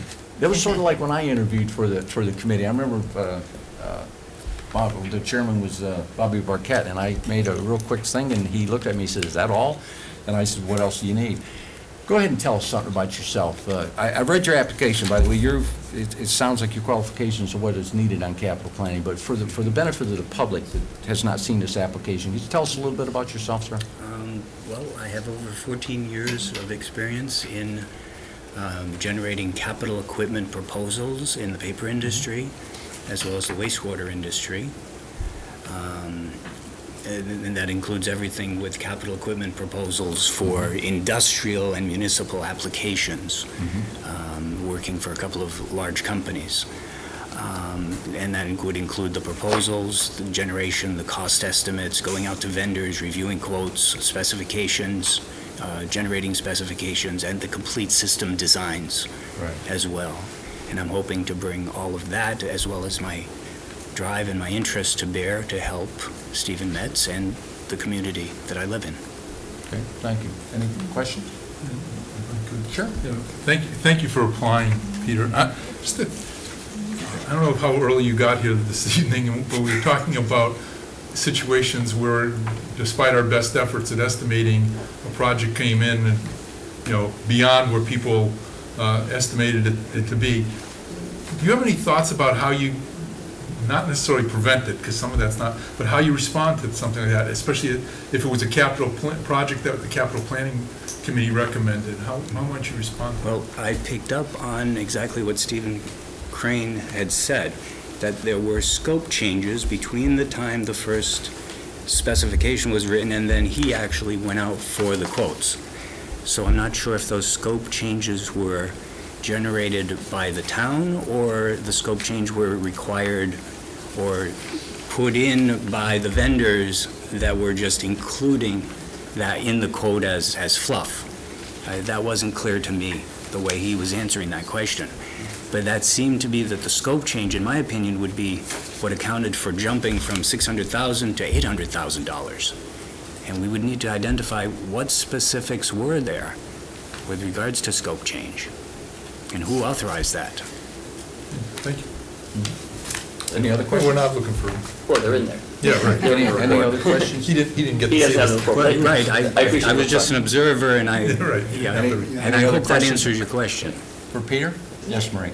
I just want to thank you for stepping up to this because we really need some experience on capital planning and we have a lot of spaces, so thank you very much. It's an important committee and it's really going to be important for our planning going forward, so thank you. And I thank you too, because this will give Dr. Metz a full committee to deal with this year. He's been down in position, 2 positions for several times. So this will, we have 2 applicants and 2 people. If you're selected, this will fill our committee. Mark? Just another quick thought. Is your formal education in engineering and cost analysis or something different from either of those? I have a BSME in mechanical engineering, Okay. and I have an MBA. My You BSME got the is bases from, covered, thank you. yes, from North Dartmouth, Mass, and my MBA from Western New England University. Okay. Thanks. May I ask one question? Yes, sir. You had asked which term the prior candidate was applying for. Right, there's 2 terms. There's 3-year, they're both 3-year terms, but one expires in 2015 and the other expires in 2016. I would apply for the shorter of the 2 terms then? Okay. We'll take that under advisement as we Because this is my deliberate. first committee, I would not want to commit to a long amount of time. So I'll pick the shorter of the 2 terms, and the other candidate may likely wish to have the longer term. Yeah, Dan is a lifer. He likes the long-termers. And by the way, this committee meets in the wintertime, so it's mostly from October on up to January, February, so. Thank you very much, Peter. Okay. Am I free to go, or do I stay for Yes, you can go, discussions, sir. or- By the way, we'll make a decision, and it'll be announced at our next meeting, which is 2 weeks Oh, you're from not now. No, we don't make it deciding tonight. tonight? We'll announce the committee assignments next official meeting. Bylaws require that we deliberate at least 7 days. Okay, all right. It's a Okay. tough deliberation. But you're more than welcome to sit in the heat with us if you'd like. By the way, folks, if you're wondering at home why we're going like this, the air conditioning system is not working in our room, so it's getting warm. Okay, Linda, for Community Preservation Committee.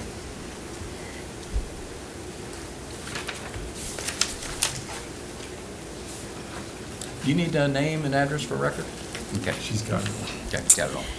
Hello, Good evening, Linda. I'm Linda Glenn. I've lived in town for 35 years.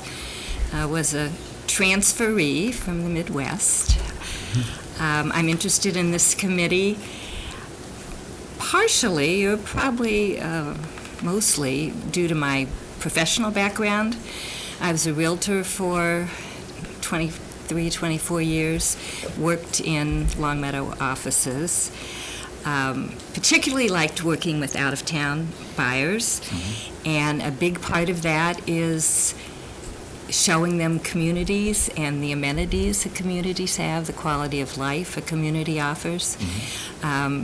Certainly Longmeadow has much, and I'm very interested in seeing that preserved in all of the areas that the trust addresses. So, Okay, any board members have questions? Go ahead, Mark. Yes. Yeah, I do. Thank you for applying. You heard the discussion about the tennis courts, and I'm not going to go after that, but if you're appointed, you will chomping get at the ample bit. chance, you'll get ample chance to weigh in as a member of the Community Preservation Committee. But one of the things that has come up in the past, and I'd just like to get your thoughts on it, is CPC funds come from a tax supplement. It's the 0.75% supplemental tax that comes from employees, and yet some of the submitted project grants are for private groups. And I was just wondering what your take was on the use of, if you will, public money to support private group projects or private facilities projects. That's interesting you asked that, because I was thinking about it, and not having heard the discussion that the committee has around that, I'm not quite sure where I weigh in. My gut reaction is, why? And there probably are some very good reasons why. So I really can't answer that straight up with a firm opinion on it, but I'm certainly very willing to listen and consider. I think one of my strengths is I have good common sense, and I can not get too opinionated on things without hearing all the facts. Thank you. Any other questions? Thank you, and as I said before to the last person, we'll announce at our next meeting, and thank you for stepping up to the plate and volunteering for one of our For your committees. time. Okay, Patrick. Patrick, I didn't see him in here, so apparently didn't make it in. Darren? On the Conservation Commission? Darren didn't make it in either. Okay, Council on Aging Board of Directors, Julia?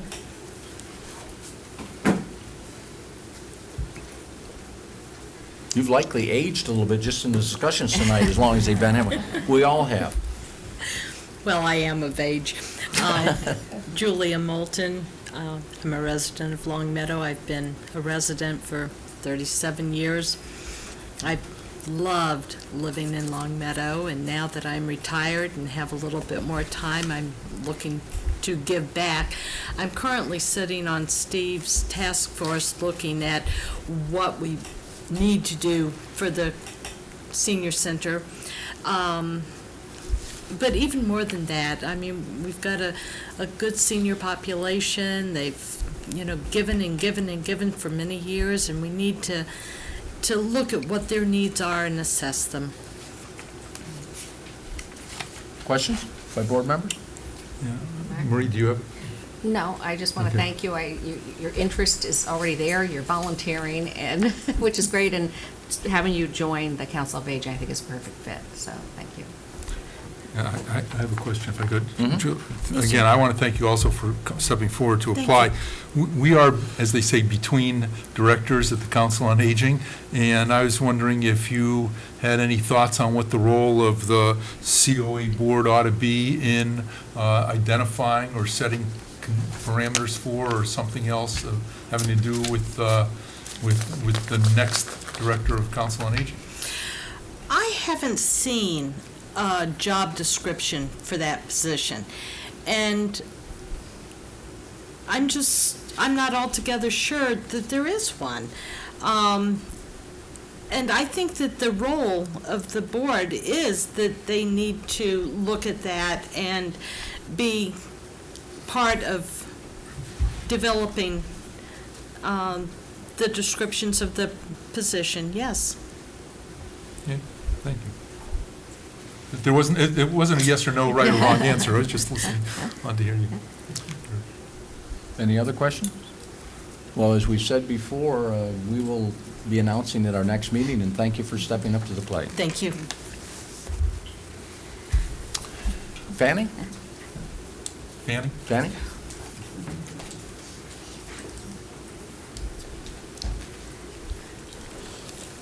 Okay, my name's Fanny Lin. I lived in Long Meadow for 33 years. I have, my daughters born here, grew up here, educated here. Now they all have their own family. I am recommended by Jim Russell to apply for this position. And I look into it. I feel that probably I can commit my free time to do something about it. I currently is the owner of Capiano Care home care agencies. I deal with a lot of elder people and disabled people that we care, people that stay home, and our clients are rich, poor, in the middle. I am starting facing out myself to running a business. Hopefully I have more time, so I decided what do I want to do when I have free time. So Jim Russell's idea come up. I said, yeah, that's something that I can utilize and still connect it to the elder people. Good. Comments by the board? Who can say no to Jim? Okay. Oh, I don't know about that. I say I will give it a try because I don't know. But it's a Exactly. nice fit. I like your background, and I think you'll have a lot to give for that. So thank you for coming forward and volunteering Thank for you. this. Martin? Fanny, I'd like to ask you the same question that I asked Julia, is do you see have any comments about potential role or input that the Council on Aging Board ought to have in any part of the hiring of a new? I think that Director. what I see is that myself become 65 Medicare recipients.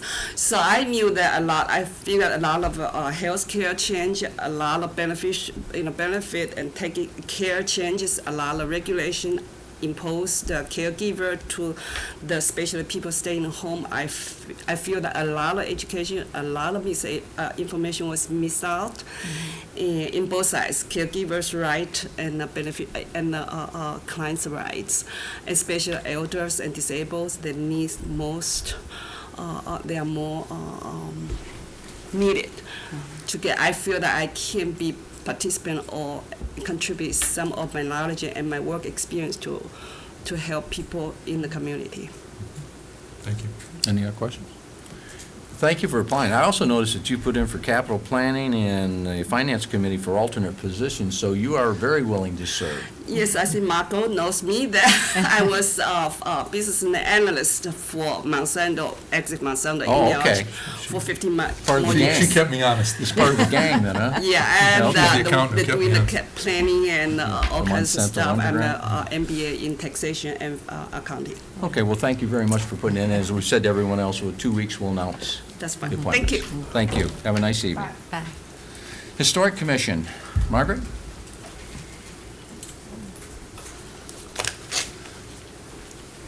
It's almost like a town meeting, the amount of people left on that one, isn't it?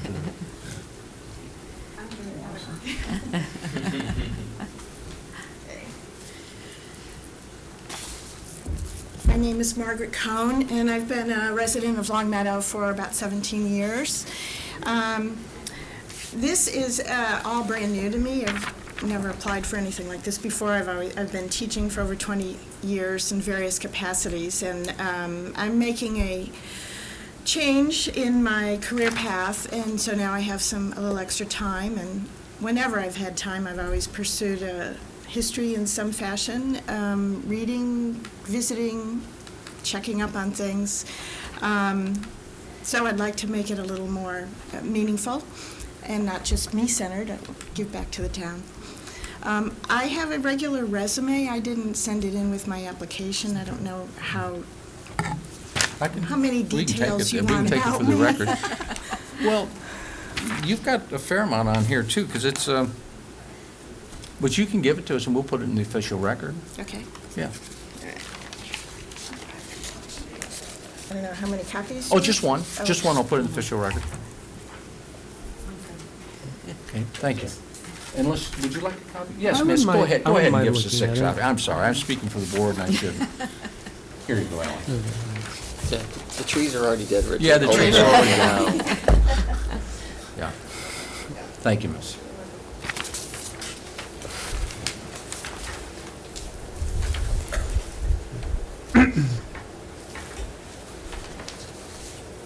Now you give us something to read, too. Oh, okay. Well, see, that's where my teacher thing comes in. Mark, I always look to Mark for having a deeply involved question. What's your question tonight? It's not a deeply involved question at all, but my real question is there any particular aspect of the Historic Commission that you think you would like to see taken on, if you will, by the Historic Commission, which is, just so everybody recognizes, is different from the Historic District Commission, which runs a particular zone. Historic Commission has to deal with the entire town.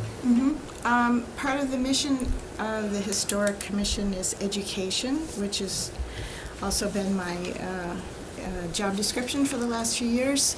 And I have worked in the high school and the elementary schools here in town, and the only time they really talk about Long Meadow is in the 3rd grade. And I'd like to see a little more attention paid to the actual history of Long Meadow in the schools, introduce it somehow.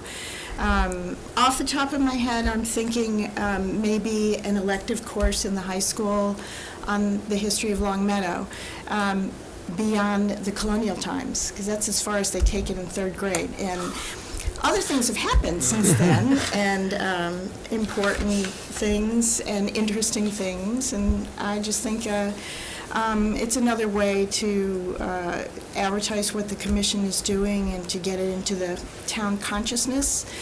I understand sometimes people are like, ugh, I don't want to have to deal with the historical commission, and I'd like to make that a little more user-friendly. Thank you. That's a nice Great answer. answer. Thank you. And by the way, for the record, I really made that as a compliment of Mr. Oh, Gold. that's- He usually does ask a probingly deep question that brings nice response, in which you fulfilled that fantastically. Marie? Glad you're on. It's an exciting group, and bringing that educational component, I think that they've been talking about, that would be very exciting going Good. forward.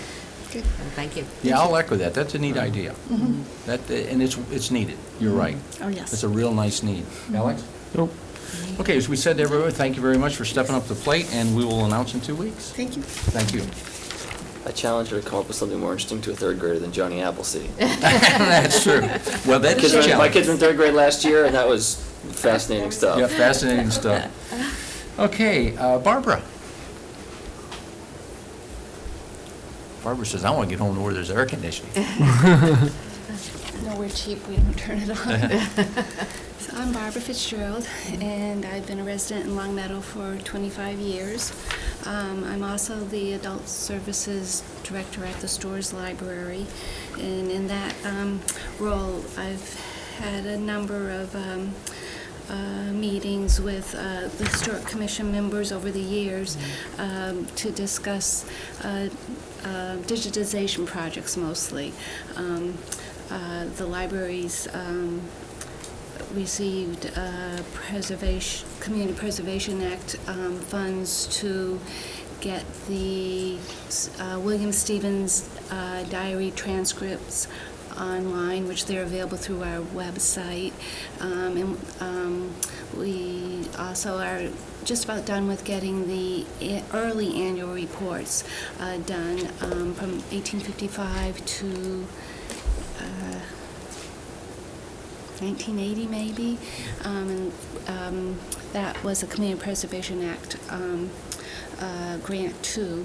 We also got money from the Digital Commonwealth, which is a kind of library and historical society organization that works with Boston Public Library, and that's how we've been able to get the Long Meadow High School yearbooks online, and those get hundreds of views over the past 2 years that they've been online. So the digitization of our historic records, I think, is a great project because it makes the materials more accessible, and it also preserves the originals for future generations. And I know that the goal of the Historic Commission is to identify, preserve, and educate the town about unique heritage and resources, and that dovetails very nicely with the goals and objectives of the library. So I think it would be good relationship to develop. Thank you, Barbara. Any comments, questions? This is great. I know that you're digitizing, and the Historic Commission's been talking about it, and what would be nice to start pulling in East Long Meadow has some of our Right. documents too. Right. So having you in there really helps pull all the pieces together. So thank you for volunteering. Good, thank you. Yes, Stevens, did you have a question? That's not a question, just for administratively for the board. It's not all that common to have a town employee as a member of one of the advisory boards. Barbara did, she's an exceptionally valuable employee at the library. Do you want to state that? But she did ask, and I said if there was no ethical or legal reason that she couldn't serve, then then I felt like it was actually a nice input from the town to have somebody on the board. So for whatever that's worth. She's a resident. Yep. Yeah. Well, Barbara, thank you for putting in, and I've been writing down the years of people who lived in town. You're a newcomer compared to some of the people. We had 3 of them that were 30-plus years. Linda Glenn sold me. Yeah, and you're me 25 years, house. and within 3 people, we had 100 years worth of people go by us. Thank you very much, Barbara, Thank for putting you. in. And you've already heard 2 weeks, and Recycling Commission was Arlene Miller. Arlene Miller's, Okay. Pardon? Tech advisory. oh, did I slip? No, Tech advisory text board. below it. Oh, there's a different one. Oh, I have the. Okay, go ahead. Okay, excuse me. Recycling Commission. Arlene Miller's not here tonight, but she did have an application. She is an alternate right now, and she's asked that her application is currently be pulled forward in consideration of the term that's just expired. So noted for the record, and if there's no opposition, we will pull her file forward. Any opposition? Okay. I think she might be missing the sweltering heat. Yeah, I think she found out the air conditioner wasn't working. Yeah. Tech Advisory Board, Richard? No Richard. Thomas?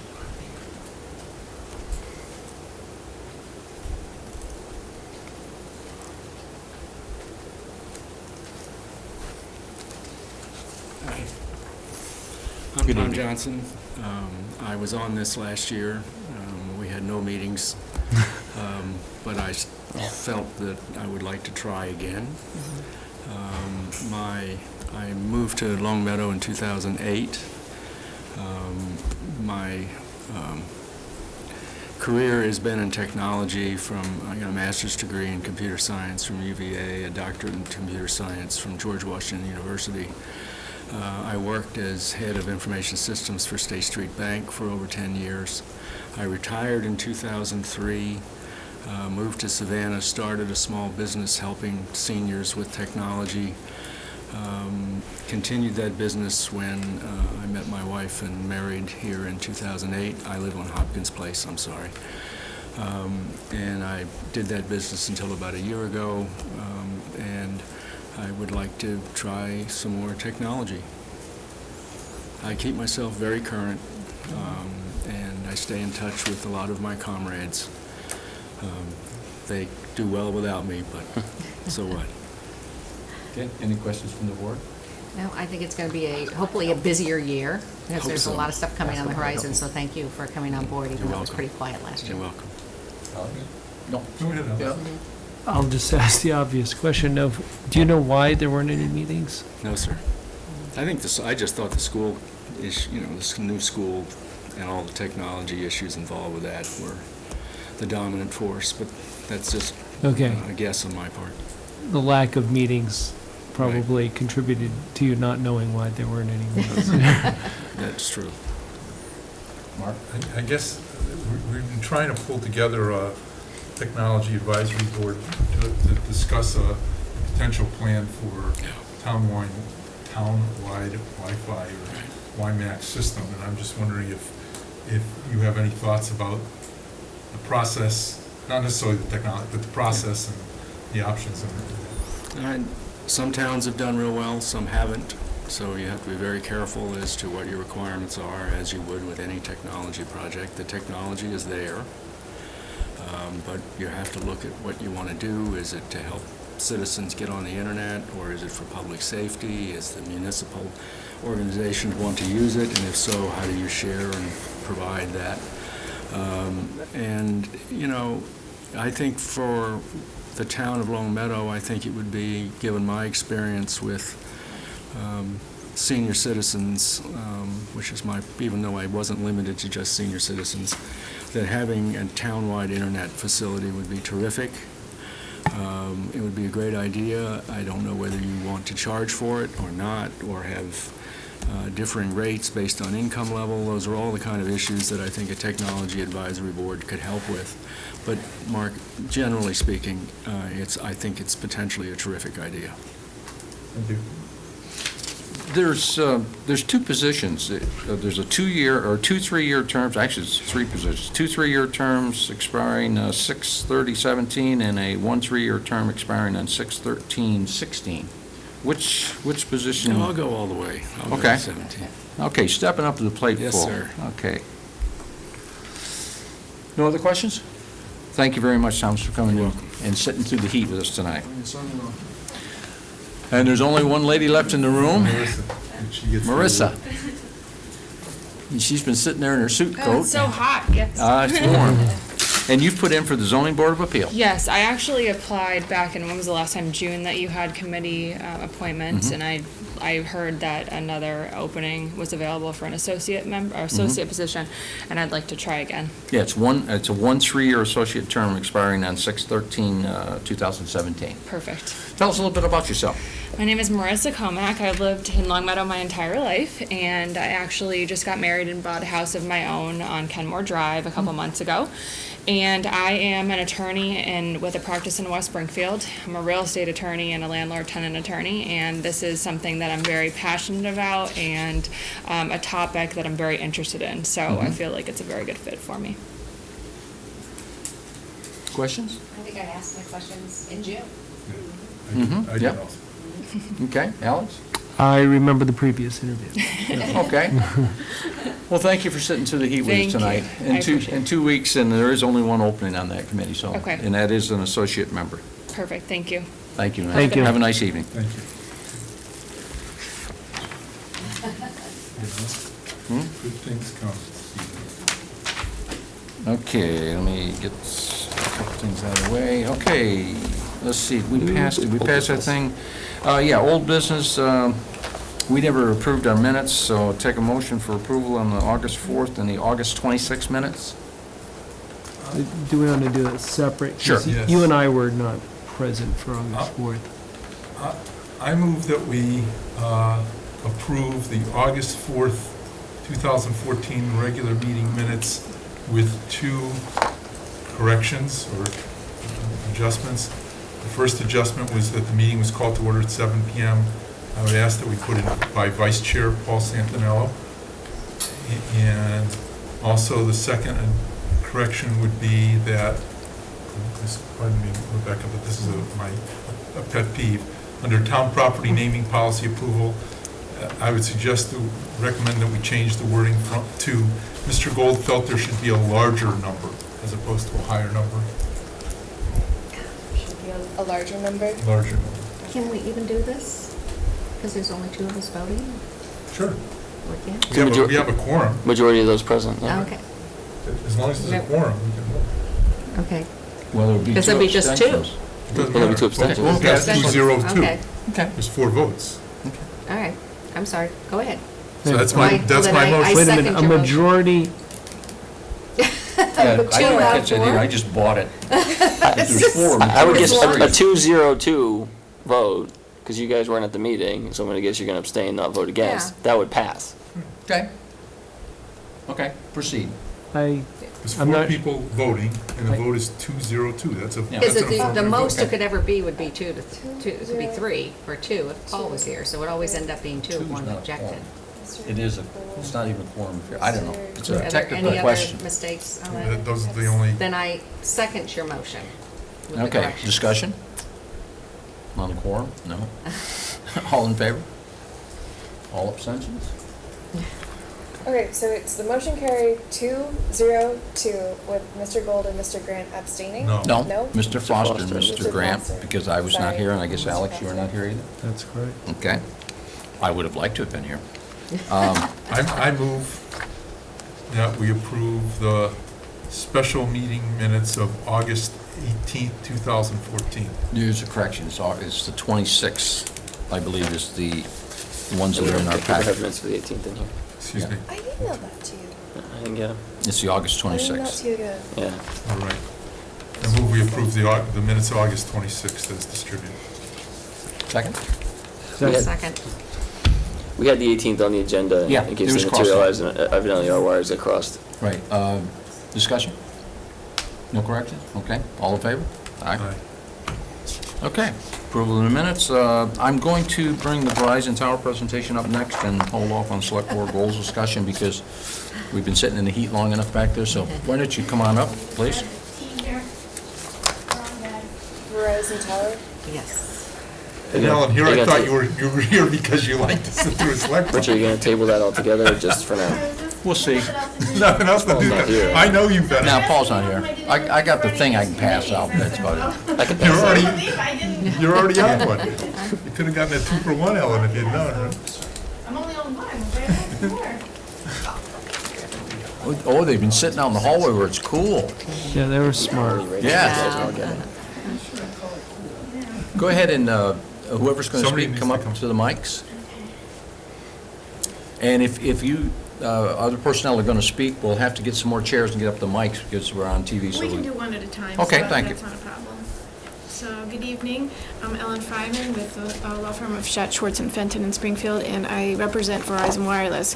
And we are here tonight informally to present to you what we've been talking with Steve Crane regarding the need for additional antennas in town and for additional coverage and service in town for wireless services. And so before we go any further, we wanted to present to you what our plans are. We also are asking that there be an item on the warrant for town meeting for fall for an RFP so that we can go on town property. So we have tonight members of our team from Verizon Wireless that can show you the plans, that will talk about the coverage, and we also have some what we call photo simulations that show you what it would look like, what the proposed installation would look like. So I will start, unless you have questions initially, I will bring up Doug Roberts, who can give you an overview of the proposed plan. And just so you know, the location, what we're looking at is the plans of the town to redo the tennis courts and the lighting. What we need is an area in the central part of town, in that area of town. And so what we're proposing is that one of the poles, the light poles, be actually a cell tower, and that we have antennas at the top. And what we will be showing you tonight is what our is the pole that we would be intending to erect. However, the rest of the light poles are what's there now and not what's proposed. So that'll be part of the explanation. So, Doug? If I stand, will that work?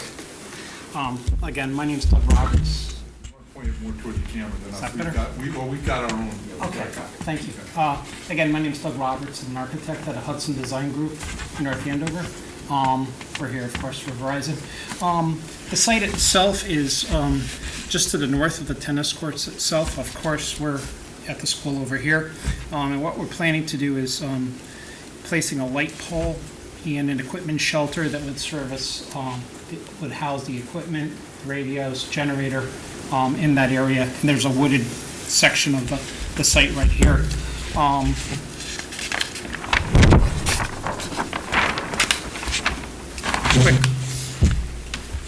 Our shelter is here.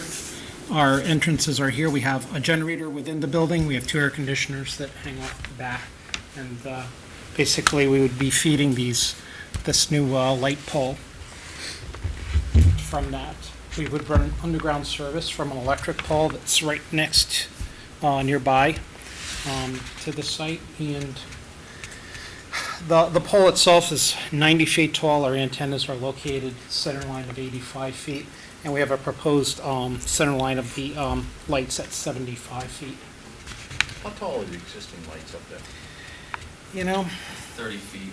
yeah, very nominal. You're talking Well, the football stadium lights, I think, are 75 footers. Right. But the tennis court lights are short. Yeah, they're much shorter. And no matter what, we're going to get much taller light poles if we do the tennis courts. The ones that were being spec'd were substantially taller. I think they were 75 footers as well, Yeah. but that's, Right, I mean, that's so moved. that's why I wanted to point Yeah. out that what we would be doing would be in line with what you would be seeing out there for all the poles, but the photo simulations don't show the light poles at the same height, which isn't the case. Wouldn't be the case. Try to get the lights up as high as you can so you don't get spillage into the neighborhood. Pretty much that's our proposal. We have a building that's architecturally treated to kind of blend in sort of as an outbuilding. Any questions? Some questions? Sure. Doug, one of the questions I guess is what I had trouble seeing in here, although you had the plot plan, was the dimensions of that, proposed dimensions of that building. It didn't really have Sure. building dimensions. Yeah, they're 12 by 26. And I guess the other question where does Verizon get its service to Long Meadow now? In other words, is this replacing? Because I was under the impression that there was something by the police station. We have 2 installations, one by the DPW yard and also on Academy Drive on the water tank. And so this is an additional need that we have in this area. And So that's this would be in addition to and not That's correct. That's not a correct. replacement. Right. And you know, you talked about putting this on a light pole. I guess because we don't even know where our light poles are going, you know, I wasn't clear that this would be used also as a light pole for the tennis courts if we were to do that, because I guess the question is since we already have existing light poles for the football field, why would you not use an existing 75-foot pole and only make it another 15 feet higher instead of take a 30-foot pole and make it 60 feet Sure, higher? very good point. Again, we have, if we were to utilize a football stadium pole, they're probably not designed to be extended with the wind loads that the antennas would be placed on them. And most likely the foundation wouldn't be Yeah, I mean, but you gotta build a foundation for this. I'm just saying, Correct. build the foundation next to the football field, and that way aesthetically, we're literally replacing one of our football light stands with a Verizon And light. he's just saying rebuild. Right. I mean, you're gonna build, you're gonna build it somewhere, whether you build I it think there or one of the a couple hundred yards answers is away. that one, that we weren't going to go onto the high school property. Okay. We're looking at town property, and I think that creates a different host of matters with using school property versus a town property. I mean, because this would be all new, it would be all new base, and we'd be doing electrical work and conduit as a part of the larger project. When they first approached us with this, we were in the design stages of the project that got bid. And we have pretty sure our specs went out on the lighting as a performance specification, not a design specification. So how tall the poles actually are, somewhere from 60 to 75 feet, that was not. Right, you can put the light in, you can put the light 30 feet up to Right. 50 feet up. But I think, the point of it was, we thought we saw a synergy in the planning of this. If the town wanted this pole, or wanted to allow a new antenna, it would work as a part of the ongoing project. Yeah, my only comment, and this isn't a positive negative, but the photo simulations were very helpful for me, and one of the things I saw, the photo simulation just used a red ball instead of an actual cell tower, which kind of Well, jumps out at we you. flew that a orange balloon, pole. and then we Okay. superimpose the tower or the pole where the Oh, balloon okay. is. So Okay, we so- need to do that first to get a sense of Right, where and, it's you know, going. and that's why my sense was just, putting a 90-foot pole there might be more objectionable to some than extending a football tower. Clearly, it's not out of the question. I just thought it might be a different way to do that. Yeah, thank you. That's my question. Was this the only site that was evaluated? Shelby, if you want to address you need to come up here.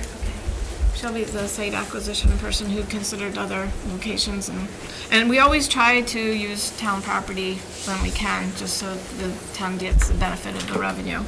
So it's a longer process with the RFP and not knowing that we're going to be the winner of the RFP, but again, it's our first choice. Good evening. My name is Shelby Docker, and I'm a real estate consultant for Verizon Wireless. I work for Structure Consulting Group. And this was the strongest candidate that I looked at. I did look at the high school as a possibility. We talked about possible light replacement on the football field, but we didn't think that it would, that leasing school property would go over too well. And so we decided that the revenue to the town would be the next best option. I did look at other parcels, the shops, but I thought that putting a pole on those properties would not meet zoning setbacks, and it would stick out very visible, where these were in an area where there are already stadium lights behind certain visibility. We thought that it was a good option to explore.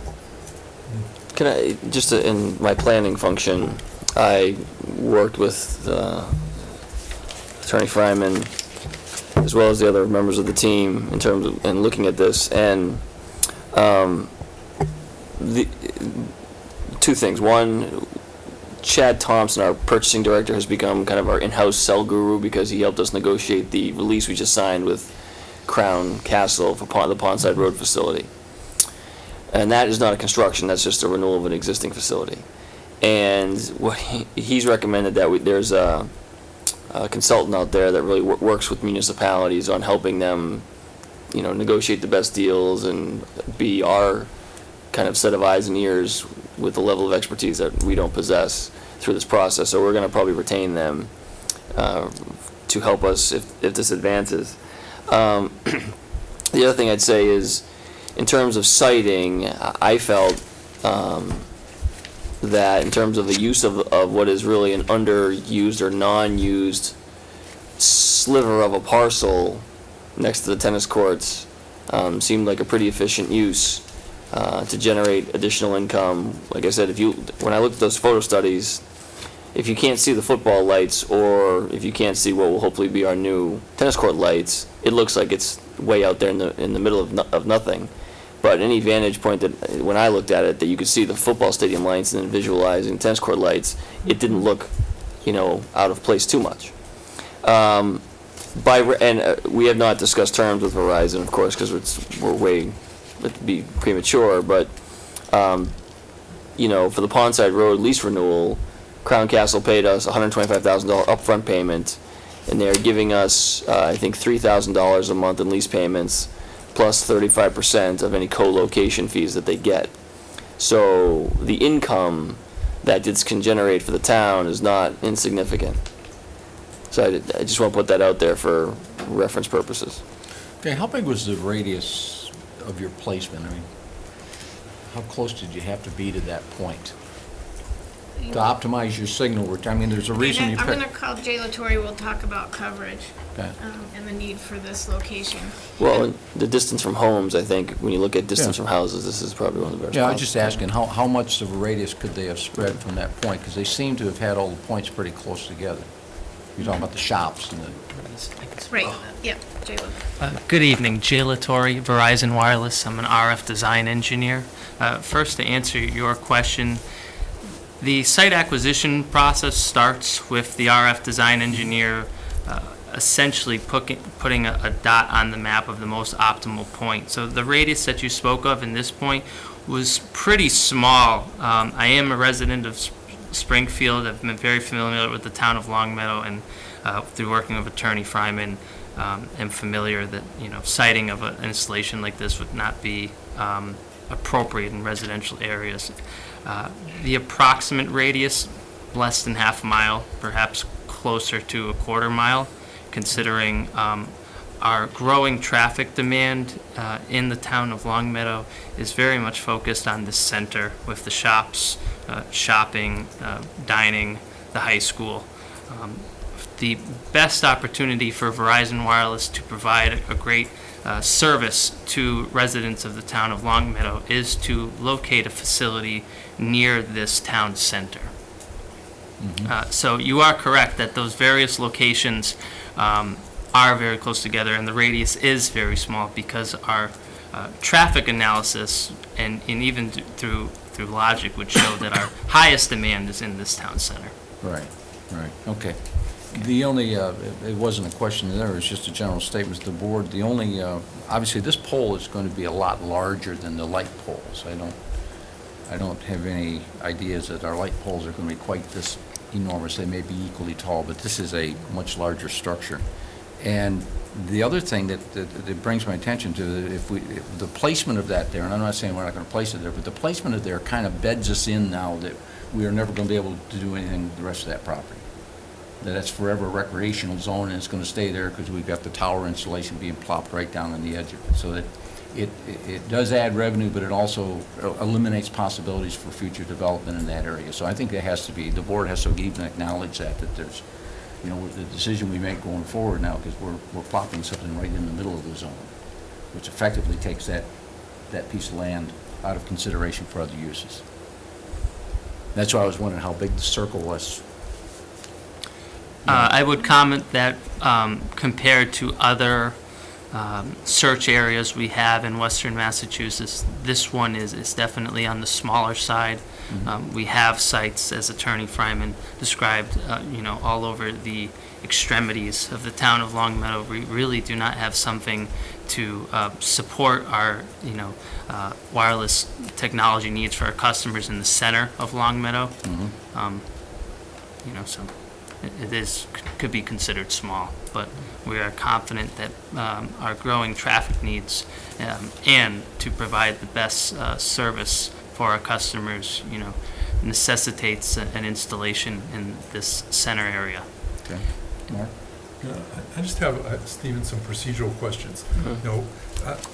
If we move forward with this and it does get built, it's Verizon's property. At that point, even though we might negotiate a whatever you said, a co-payment or payment from co-rentals, we can't control what goes on this tower, I presume then. And that's not exactly In other the words, way it goes. This could end up with 5 or 6 or It would 7. be, it would be a ground lease of the tower, and usually it could be a 10 or 15-year term.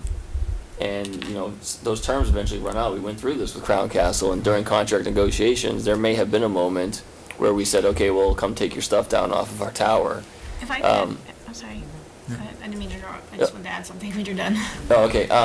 And so it's not a in perpetuity give up of something. It just is for a term, and there's no. I guess we found out with Crown Castle. There's no. You can build in structures for renewals, but there's No, term but can expire. I guess my concern is that you know, a picture be presented to us showing a very nice, neat, single array tower, and a year from now, we've got 3 or 4 antenna arrays sitting in the middle of town, which are, may or may not. I can address that. Okay, First of thank all, you. in the RFP, you will just, you'll have directions on what you're looking for. So if it's Okay. to be, you know, single purpose, you know, for one user, or for, we can build them for 2 carriers, 3 carriers. So you would specify what you're looking for. Secondly, the process is that you issue the RFP, and then if we're this, and then we would submit our response, and you would select us, and then we enter and then we negotiate a lease. Then the next thing we do is we have to go get a special permit from the ZBA. Yeah. And so then that's a public process, and they would dictate in their decision, you know, what it would look like based on, you know, on getting the special permit. We would have plans that we would submit, and those would be approved. And if any time that we would want to change anything that we submit and get our special permit for, we would have to come back and amend the special permit. So, so it isn't just up to us what that looks like. And, yeah. And I guess, I don't know if I could, and the process is, and only after you got to the ZBA would then it be prepared to go before the town for approval of a lease. I assume you want to get. That's why we're asking to go to town meeting first. That's the first step, that it be approved, that you can then negotiate a lease with us, and then it go out to RFP. That's part of the process now. That, after the lease is negotiated, then we would go get the special permit. And is it a town meeting lease because of the length, the duration Yes. of the lease? Yes. 'Cause I thought you had to, it was, Yeah, More it's than- the extent, it's because we would be looking for a long-term lease. oh, more than 5 years or Oh, 8 yeah. years? Oh, Yeah. okay, so, Yeah. okay. Mhm. 'Cause I think Yeah, typically 15 or 20 years, right. with renewals, right. Okay, okay. Right. Okay, so, because in theory, you could get a lease of a shorter duration without going to town. Right, I mean, that would be easier for us, but the expenditure that is involved in this is not, we couldn't go for that short of a time period, Gotcha. so. Thank you. Yes, go ahead. I looked at the timeline. Could you explain this you're saying you want town meeting approval for a lease, and then the next step is an RFP. Correct. Could you fill that in for me? I'm not quite following these Well, steps. because if the town says, yes, you can negotiate a ground lease for a cell tower, then the next thing is for you to go out and find somebody that you can negotiate with. And so, because it's town property, it has to be an RFP process. It's a public bidding process. So that you would then say, we're interested in finding somebody to enter into a ground lease with for a cell tower. And these are the specifications. And then you would send that out, and we would respond and possibly there'd be other carriers that would be interested in respond.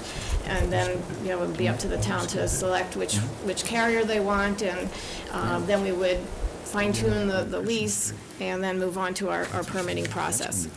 So, and then the process with Verizon isn't that simple, though. We do have a very extensive due diligence process that we go through. So that's why the timeline. We have to go Okay. through the NEPA process, which is because we Right. have a federal permit, there's the environmental assessment that we do. So it's quite a lengthy process, and it wouldn't be, I think, 2016 that we're actually talking about, having this go on air. So here's my other question. So what's this may sound obvious, but it's not obvious to me.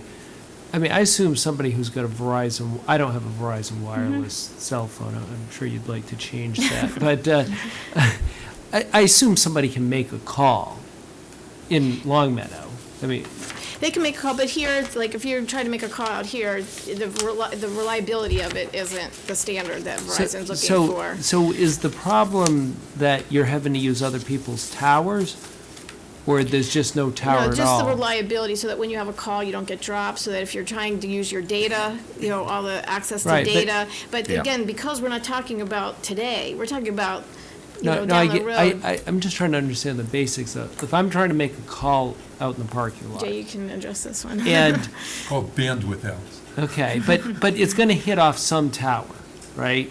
I mean, I'm just trying to understand your motivation. Mhm. Okay? Go ahead, Is Jay. the motivation that you don't want to be using other people's towers, and you don't have to pay to use their towers?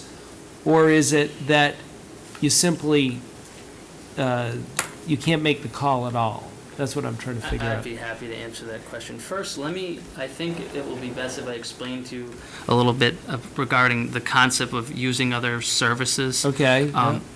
What that is called roaming. And it was a term that used to be very popular Right. amongst carriers 10, Right. 15 years ago Right. when cellular networks were not sufficiently built out in areas where individual private businesses would enter into roaming agreements with one another to use their other signals Right. when their signal wasn't available. To answer your question very bluntly, no. Verizon Wireless has no interest in roaming on other carriers' networks in the town of Longmeadow. The best way for Verizon Wireless to provide the quality and level of service that our customers sign up for is to provide that service through Verizon Wireless installations. Roaming is very uncommon nowadays. The two applications where roaming may occur, one is in emergency situations such as natural disasters where other carriers may lose service to their towers because of lack of generator backup or loss of power. The various wireless companies may have roaming agreements that, let's say, for example, if a Sprint tower goes down, Sprint customers may be able to roam off of Verizon. The only other scenario is for 911 calls, or what we call E911, where if a individual had to make a 911 call using their cell phone and they were unable to use it, their carrier, whether Sprint, AT&T, Verizon, the FCC mandates that cell phones be designed to try to roam on other networks to make that 911 call as a matter of public safety.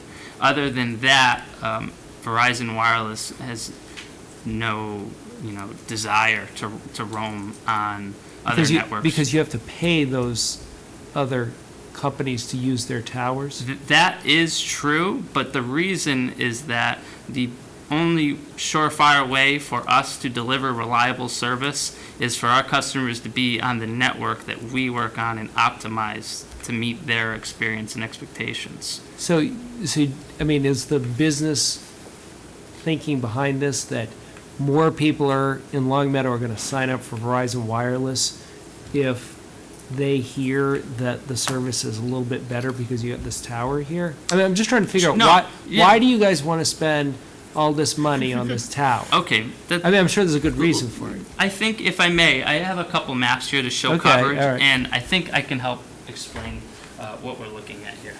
And just so I can confirm, you wanted it pointed this way? Yes. Is this Yeah, okay? that camera up there. Okay, very good. So I'll hold it like this. What you're seeing right here is a map of our facilities in the more immediate area. And I'm going to ask Attorney Fryman to help me out here. Our site called Longmeadow 3, which is in the town, is the water tank On Academy Drive. on Academy Drive. Thank you, Attorney Fryman. We do have another installation where we have one sector pointing into town, and I should mention that the blue line that you see right here denotes sections of the boundaries of the town of Longmeadow, and also for your reference that this is Longmeadow Street or Route 5. We do have one water tank, I believe. Well, it's actually called Longmeadow 2, but it resides in the town of East Longmeadow, with one sector of our services pointing into the town of Longmeadow. Not pictured here is the is it Pondview? Ponside. Ponside Road, tower, which is, Attorney Fryman, if you could just point kind of over towards here, that tower over there. So, and then what we're showing here in the middle is the proposed application we're discussing tonight called Long Meadow North 2. So this speaks to the conversation of today. Verizon Wireless customers in the town of Long Meadow only receive any service from Verizon through the extremities in the town of Long Meadow or from other sites outside of the town that are providing service, into town. Our wireless design model necessitates, with our growth of 4G LTE services, which are providing, blazing fast speeds, and also will be hosting our VoLTE or Voice over LTE voice service or digital voice service. It really necessitates that our sites become smaller and that they be built in a way that provides service to the towns that they are located in. As you see here on the map, this is what we show as proposed coverage. This is a tool, an internal tool that takes into account the topography of the town, the frequency, the power, the height of the antennas and their gain. You'll see here kind of the goal of the site, and you'll see that overwhelmingly this site, should it be constructed, is going to provide the color in orange, what we call the reliable signal based on propagation, to the town of Long Meadow.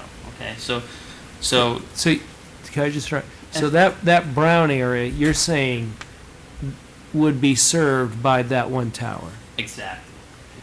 Okay. So rather than continue to serve this area where customers are getting their signal from further away, and also competing with other customers who may or may not be in the town, and grabbing that signal, because RF can be concentrated in a direction, but it doesn't go. It's a radio wave. It doesn't go in a straight line. We want to propose something that overwhelmingly will be used by town residents. In addition to your question, the crux of what you're saying, why do we want to do this? As our LTE service has expanded and cell phones have become more complex, the demand and use of electronic devices, whether it be cell phones or tablets or other devices that run off our network, has quite frankly exploded. And in order to keep up with the capacity demand that is being placed upon our network, we need additional antenna installations that will be providing new dedicated service in the communities that they're in. What we have today, with locations on the extremities of town pointing, one sector or two sectors worth of capacity into towns, is not going to be sufficient to meet the long-term wireless data needs of our customers in this town. In particular, considering the growth of wireless technologies in for our restaurants to conduct their business, for students to do homework or research or download textbooks.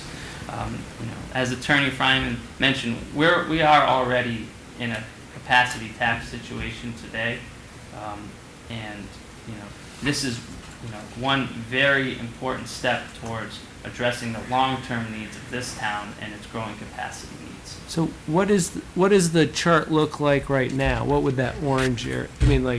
Are there gaps right now? There are gaps. I don't have that plot Okay. tonight, but what I would tell you, just to describe to you, the other sites in the area do provide mostly reasonable coverage in and around the town of Long Meadow. There are, and if you're familiar with driving around town, there are gaps on Converse Street, some of which will get filled in by this site. I was trying to use my cell phone tonight. Outside, it's fair at best. Inside, it's virtually impossible to get a wireless signal in here. And I would say that that's going to be a consistent statement for the high school, for Long Meadow shops, for the grocery stores, and all of the other in-building facilities, which really necessitates a wireless service, brought in closer to your high-demand areas. So you're thinking more people are going to subscribe to Verizon Wireless if you got the strong signal? I think that by creating this installation, we have a better opportunity to provide the right type of service metrics to our current customers. And should more people, join Verizon Wireless because of the installation of this service, as an RF design engineer, that's not what I'm really concerned with. But yes, that is a function of the business. But as a design engineer, I don't think about that. I think about providing good service to our customers. Alex, I can answer that. I live very close to here. I cannot make a phone call out of my house. It's constantly dropping. No one can hear me. I'm standing outside at all times of hours a night, and I'm losing signals, and that's when going we to go- continue to deteriorate as Right. as the new technology demands Right, and so even the more. demand, so the service is not available. They're asking to improve service to the residents as well as pay us. And again, this a is not lease something while that they're can doing happen it. overnight, so we're anticipating a need that's going to continue to grow. So by starting this process now, we can, hopefully within a year and a half, I think, The cell sites provide the always service. broadcast the signal. Your phone may always see the signal, but the data demand is so extreme that the sites have limited capacity in how much data they can handle and in how many customers they can handle. And we're seeing that on a daily basis in this town, that what we have today is insufficient to meet our, our needs of our customers. I understand your point as far as, future revenue, things like that. And I'm I'm not thinking even today, being, I'm not even being critical. I'm just trying to No. understand Yep. where you're coming from. And with That's all the all. iPads in the schools, it's going to become a big issue fairly I mean, soon. think of where we are today. Nowadays, most people have multiple devices using our network. Fewer people are keeping their landlines. I mean, the need is just continues to Not only for a grow. matter of our network, but for also, potentially public safety of many citizens who are now relying on wireless phones instead of wireline phones. And I did mention that we do offer space on the tower for public safety purposes, free rent, and, if the need were to occur, I know you're on Academy Drive, but, on the water tank, but if you do a more centralized program with other towns, whatever, and the need is for this location, we would offer that. Any other questions about board? I do. I guess this is more for Stephen, but timing, and also Attorney Fryman, the timing of this is relative to, what we're trying to do, or we're trying to do with the tennis courts. Clearly, if we're going to move forward quickly with the tennis courts, we're going to put up lights independent. So we're going to put up a light tower only to have it torn down, and then put up something else that we then put a light on? Or, how do we mesh these together with what we're trying to do if in fact we're trying to do this? And more importantly, I guess if we don't do the tennis courts, or something comes up, we do a modified project, I assume that doesn't affect Verizon too much. They're still going to put up their tower, I guess that's my big question is the timing for them is important, but is the timing for us detrimental?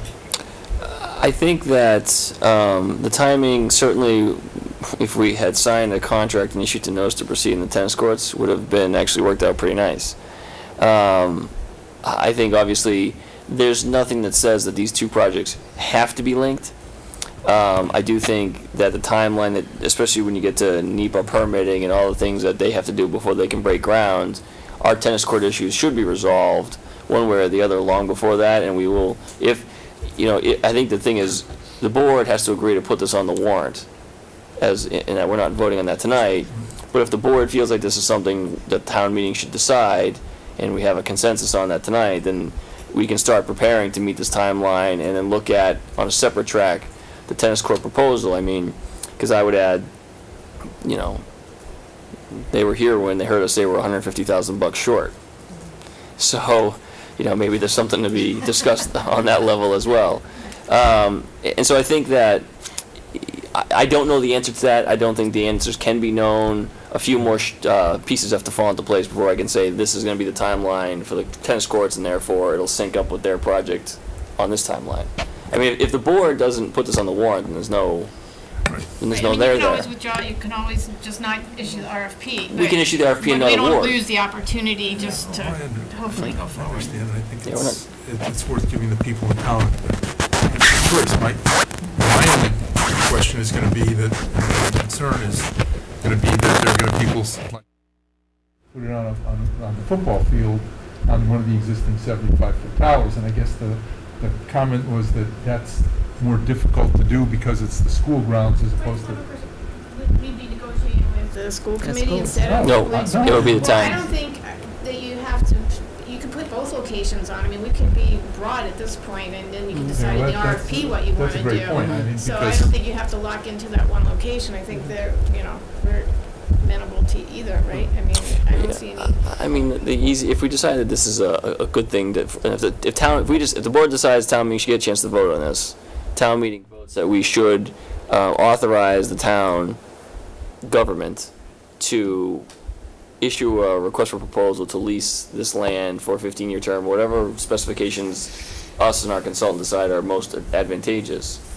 The way I look at it, and again, I've not been through one of these, and I don't know when we did the Pondside Road, when we developed that tower in the first place, but it's before my time. Lots of years ago. Lots of years ago. I was here for that. So, yeah, so Ellen's probably forgotten more about this than I know, for sure. Until I ended up on the ZBA. Yeah. So, the way I look at it is if that happens, then we will know that process, and we can tailor a lease that protects the town for a few different scenarios. Right, but my point is, there's a bunch of different benefits or a bunch of different concerns that people will have. And the more you marry together, the more complex it becomes, as opposed to take it one at a time. I mean, the question is, are we doing it for additional income for the town? Are we doing it because we want to be great neighbors to a commercial entity, Verizon?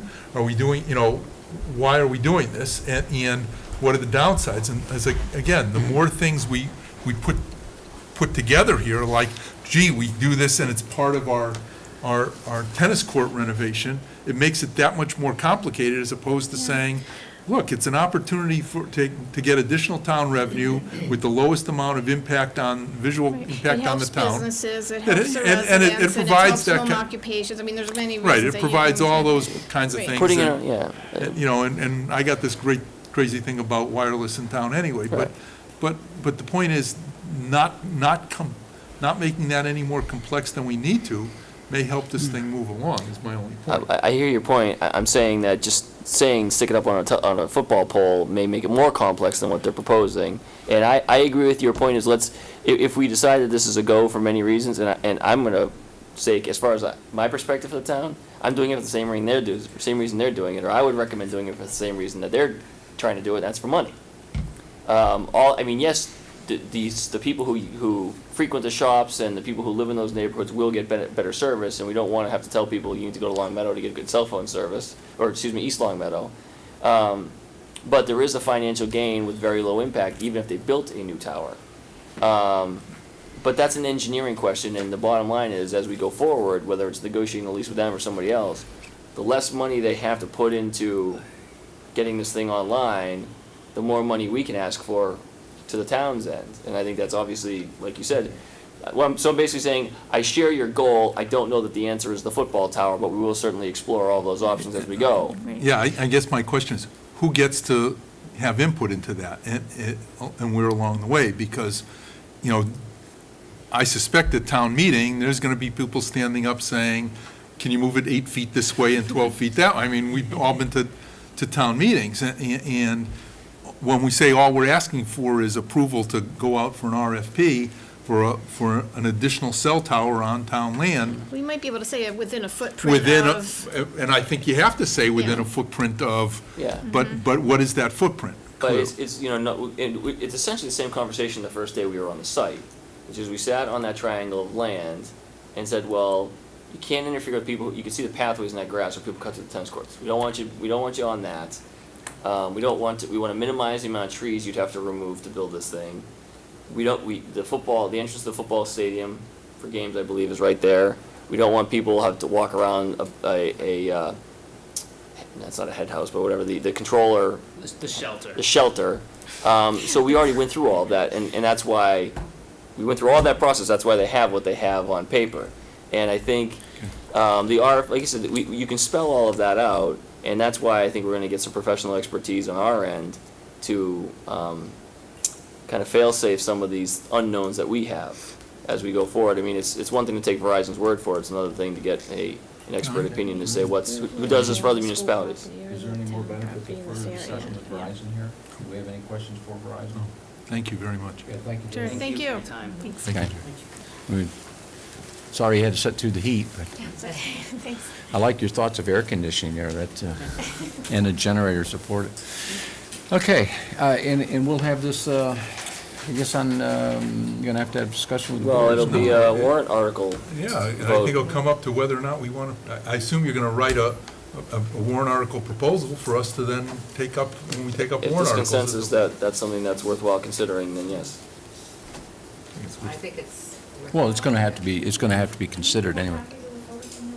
I'll take them. Sure. Yeah, the trees are already dead. Might as well take them. Okay, we had the select board goals discussion, and the hour is upon us, and the heat is building in this room.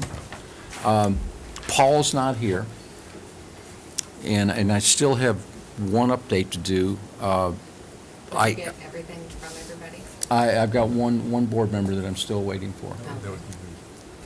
And I wasn't going to disclose that was Mark Gold, but it was self-disclosure on his part. I think it might have been too many, like, paired rankings or something. Yeah, too many compared rankings. I think he spent a weekend down at Cape Cod and forgot about us. I can tell you right now, the DPW is number 1 and number 2 on the current standings, but I won't pass out the standings because I don't want to taint Mr. Gold's review, and he said he'll have it to me pretty quick. As soon as I have them, I will make a distribution to all members. Then we have a variety of different formats that come out. I basically have got this one without names and anything else. I've just got the core, how we rate it. Any discussion on that? Any further discussion? Okay, I'm sorry we didn't get it tonight. We'll put it on next meeting, Stephen. And then we'll have everything by then. Is that okay? Okay. I guess the only thing we got left, subcommittee reports? I'm still waiting to hear from Alex for a date. That's true. We need So to. we have no report. Correct.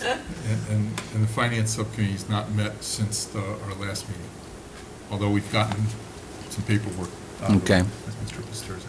And the only other thing I could talk about is moving along on the Energy Committee, and the Energy Committee actually, we're going to be looking now at solar possibilities. Okay. And so I hope to have that in a month. I would really appreciate it if you guys could get together and get your heads together and get a date, because we've had these assignments out now for a little while. I know you guys have met 2 or 3 times already. So if you guys were waiting for a paycheck, you're going to be on unemployment here. Okay? Well, look at that end of the Now, table. there's 2 lawyers we got on this committee. You guys adjust your schedules, please. Okay, Select Board Clerk report. What you got? I have nothing from tonight's meeting that I had as follow-up. Yeah, the only follow-up that I've run into is the fact we're was- going to do put stuff on the agenda. Fix the air conditioning here. Fix the air conditioning, yes. Clerk report. I've never heard of that before. What's that? The clerk report. Yeah, yeah, I that's- served as a year, and nobody ever asked me for a clerk. Well, we brought it up, and This is new? Mark's purpose is to remind us of action items. Since he keeps Okay. all the beautiful notes that remind us of action items, and we only had the one, and that's back on the chair. And I agree. This, I would really recommend that there be a little increased communication if this room is set without air conditioning, so we could have rescheduled, but it was impossible to do that today, and I'm sure that you're just as It concerned got as I am. working for about 20 minutes this morning at what probably would have been the time we would have said, let's move the meeting, because Okay. it's not really, I mean, they have to move the cameras, we want to, I mean, we're essentially suffering the heat so the public can stay informed. On the other hand, LCTV studios are like a icebox, No, so that- just thought I'd point that out to the That's folks to at the the largest other of end the of school building this committee, microphone, right? giving them duplication, which obviously is important, because if they were in this situation, their equipment would be fried. But you're right, I think, Richard, but it was going again for a time, and then it went out again, and just the person they need to repair it is coming tomorrow. All right, because this is, for those of you at home, this is a very uncomfortable meeting room It's got to right be now. 85 degrees in here. Yeah, Marie's got a fan blowing on her, and she's not sharing it with anyone in the room. Mark, you did make a comment early on about just reminding folks about the sign policy. one of the things we've done differently this year is I did have the commissioner, the building commissioner, and the town clerk reach out to the campaigns, because nobody feels it worse than the campaigns, because they pay to get those signs printed, and when they end up in the dumpster behind the police department, it's a waste, quite honestly. So we've tried to work that angle as well, instead of just enforcement, education. And I know that some folks I've talked to have said that they tried to get their people to do it, but there is some uncertainty about, like on Long Meadow Street where the tree belt ends is abundantly clear. On Crestview Circle, where there's no sidewalks, it's less clear. And so Paul Healy, the zoning inspector, building inspector, zoning commissioner, whatever it is, he and I have started to talk about this, and as a part of our ongoing dialogue with the other regulatory bodies about bylaws, clarifying some minimum distance from the curb line or something like that is something we're going to need to There is a address. guideline, I don't know whether it was 8 feet or 10 feet or something. But it's got to be codified in some meaningful Right, way, you're right. along with the policy. And if you go along Grassy Gutter even, there's signs literally 1.5 feet from the street, which we know. Richard? Yes, sir. Can I ask a quick? Why is this a priority? I mean, I assume we have police officers plucking up signs. It's the building inspector that does it, not police officer. Okay. Why is it a priority of him? Because it's a bylaw.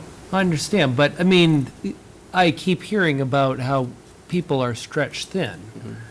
I mean, this has got to be one of the things that we have the smallest amount of interest in. That's not true. I don't agree with that. You don't agree? No.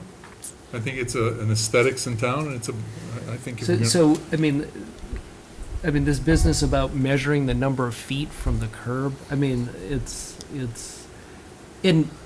we're restricting political speech, which is an infringement on First Amendment values, if not the First Amendment itself. I've I disagree. always, We're not I have restricting always, it, we're managing it. We're managing the signs, not the speech. We're just managing the signs. Yeah, And we can yeah, debate that's- this till the cows come home, well, Alex. I mean- It's a bylaw. If you don't like it, move to change the No, bylaw. But but- while it's a bylaw, but we have a great number of bylaws that we pay little attention to. For example, it's a bylaw for children not to climb trees. I don't think we've devoted any town resource to enforcing that. So we make decisions about what we enforce and what we don't, and the zeal with which we bring it to bear. Do you know how that happens? No, I think we're going to leave this as a future agenda item. I don't want a further discussion, but it is a point, but we'll put it on the agenda. And actually, we've got the bylaw review taking place, and I would hope that some of this information will come out of this. These questions, your question is valid. There's a valid point. But maybe in a I mean, cooler room. it's a question, as a public administrator, I've always struggled with. I mean, to be honest with you, and I'm not being glib here, it truthfully is usually in response to complaints. And most municipalities go through the same thing, where we don't really have the resources to have somebody dedicated to driving around plucking signs, which is why you still see some in the tree belt. Because Paul will go around, if he sees one, he pulls it, but he's also going and doing his building inspections, and this is an exceptionally busy time, because people are doing a lot of construction to their homes over the summer, and he's got to go do inspections, plus a lot of other duties. But someone will call and say, hey, a person on, Ardsley has a campaign sign in the tree belt, and we'll go take it. Or I think sometimes we try and knock on the door and say, hey, can you move? And we try and be as courteous as possible. But typically, it's a lot of bylaw enforcement is a result of our awareness of it being made by residents, and that's, I think, common across the country. Okay. I had one thing that I forgot. You all done? Yep. I had one thing, and I've written a note on that, by the way, Alex. I had one thing I was going to have on the select board comments. I communicated with Stephen today. In the last 2 weeks, I've received 2 emails from residents on Elmwood Avenue, one concerning conditions of sidewalks or maintenance standards, and the other one deep consideration for visual quality standards. So I think some of the people, as we're talking in this room, it is picking up. There's a momentum picking up. There's more and more correspondence starting to come forward on people that are getting a little bit irritated with some of the conditions they're seeing in our town. So I think it's positive action. I think we're on our way to curing some of this stuff. So I thank you folks out there that listen to our meetings and for responding to us on this. The interest is rising on the visual quality standards, which I'm thankful to see. Any other comments? Yeah, if I could, I want to indulge people for hopefully just 2 minutes to bring them up to date on this trash contract, if I could. Sure, yeah, we said we we're going to do that. Okay, I assume people are aware that we have a contract with Allied/DBA Republic Industries for doing our hauling. That means they go up and down every street, and they pick up the trash off of the street, and they also pick up people's recycling alternating weeks. That contract is a 5-year contract that expires at the end of this fiscal year. Trash hauling contracts, per the Commonwealth of Massachusetts, are one of the very few contracts which are exempt from what's called 30B. That means that I could walk up to Richard and say, Richard, I like that shirt. How would you like to haul our trash this year? Here's our contract. And Richard would say yes. You need no bidding. You need nothing other than you make the contract. And Who would? the town could. Right, I mean, but Richard couldn't do it. Oh, yeah, Richard can walk into the town meeting in town hall and go up to our town manager and say, I haul trash, I want to sign, and I'll do it for $50, sign here. And if he approached Stephen could sign it, and he's done. No procurement regulations. There's no on it. procurement regulations at all on either side. Okay, now, we're in the middle of a contract, but when our contract is up, there could be a different kind of approach. But I mean, in terms of our town government, I mean, this would be a large contract, right? It's a very large contract. The contract's about $470,000 a year, I believe, maybe Right. $500,000 I a year mean, now. so that would be something the select board would decide, right?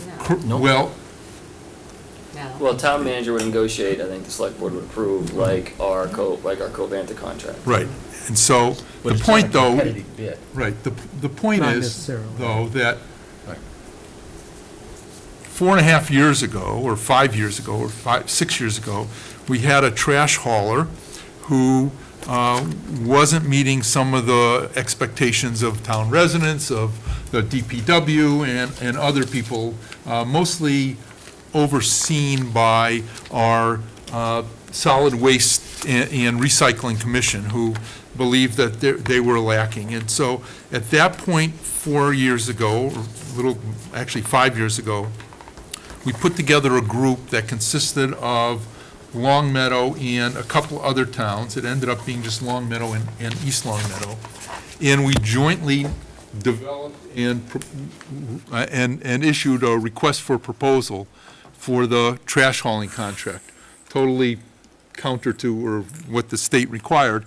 And believe me, we had both the old hauler and we had some of the people who eventually bid on our RFP coming in saying, you don't need that, we'll just come do it. But the RFP and the contract was pretty thorough in what it spelled out. At the time, we put together a committee.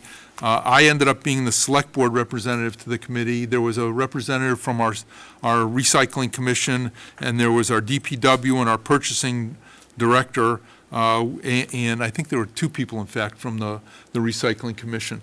And obviously, we had somebody from East Long Meadow on that committee as well.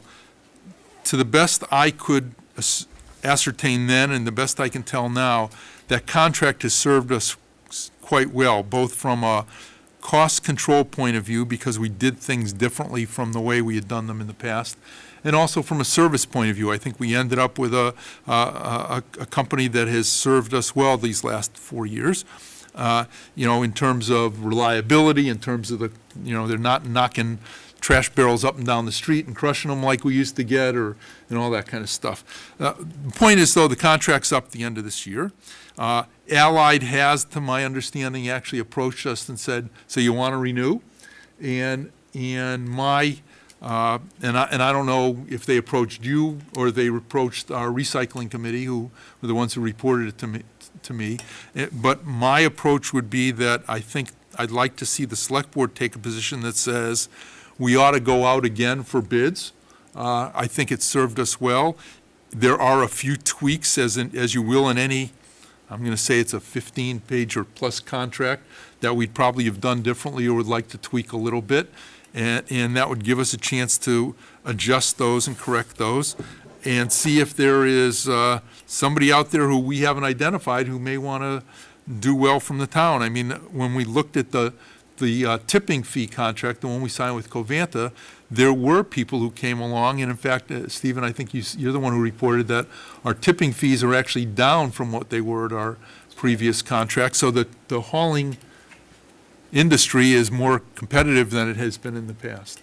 But as part of that, I think there's some benefit to learning from, or not learning from, but taking advantage of the, if you will, the institutional learning of what went before. I think we ought to get somebody from the select board. I'd love to volunteer. We'd certainly like to get people from our solid waste or recycling committee on this committee, along with the town manager and probably whoever he assigns, but I assume it's going to be Chad, somebody from East Longmeadow, and go through and make sure we've got the best program we have. It turns out that from a timing point of view, we would need to have this contract in place, obviously, before the end of this fiscal year, and therefore, we probably ought to start a RFP preparation process sometime in October, I think, or November, depending on how long it's going to take us to go through this and tweak it. And so my request is that the select board consider at our next meeting asking the town manager to put together this committee with representation to develop the RFP and negotiate the contract. Well, so we'll talk about it next time, because I have some concerns. But you're just asking for it to go on the agenda? Right, and that's the background. I mean, it's a substantial amount of money that the town pays. It's, I mean, this is, like I say, it's in the range of $500,000 a year, I believe, for. So is it to just ask that the select board be involved with negotiations? I'm not even sure the select board needs to be involved with negotiations. It's as much as it is with making sure that we use the institutional memory of having done it the last time. That's all. And it's not just necessarily, I think we're better off making sure we have people from the recycling committee on it who've gone through this before and understand from their perspective, what's good and what's, I mean, because there are a lot of questions to be answered. For example, do we want to go to single stream recycling? I mean, that's a big change if we went to that in the town. It has advantages and disadvantages, and most of those impact, what you get for the material you recycle, or what versus the cost of recycling. I mean, if you asked haulers, they'd say, sure, go to single stream because it's easier for them. On the other hand, they're not the ones making the money on selling what's being recycled. And so, if we have to decide, we ought to decide that. And I'm not sure which direction we want to go, Marie. I'm just saying it ought to be our decision, not the hauler's decision. We have a paid trash and recycling coordinator on staff who I think is our resident expert on this stuff. So let me talk to her about, when I did discuss this with her, I think she envisioned a process similar to what we did with Covanta, which was try and get other towns together to bulk buy. So I think the first priority is to approach it regionally to see if we can make that work. But in terms of the institutional memory of the town, I think I'll talk to her and get her recommendation as well. I've got it set for next agenda. Okay. We've got a lot of hangover business, that's the wrong word. Carryover business, holdover business. So next meeting, we got to get down to business, and hopefully the air conditioner's working. Anything further for the good of the Commonwealth? Okay. Ladies and gentlemen, thank you for watching tonight's meeting. I move we adjourn. Pardon? I move we adjourn. Okay. Second. All in favor? Aye. Ladies and gentlemen, thank you for watching tonight. I was going to adjourn the meeting. It sounds stupid that after, and we've already adjourned, we're supposed to quit talking. But anyway, our next meeting is scheduled for September 15th, same time, same place, and hopefully the air conditioning will be working. Have a nice week.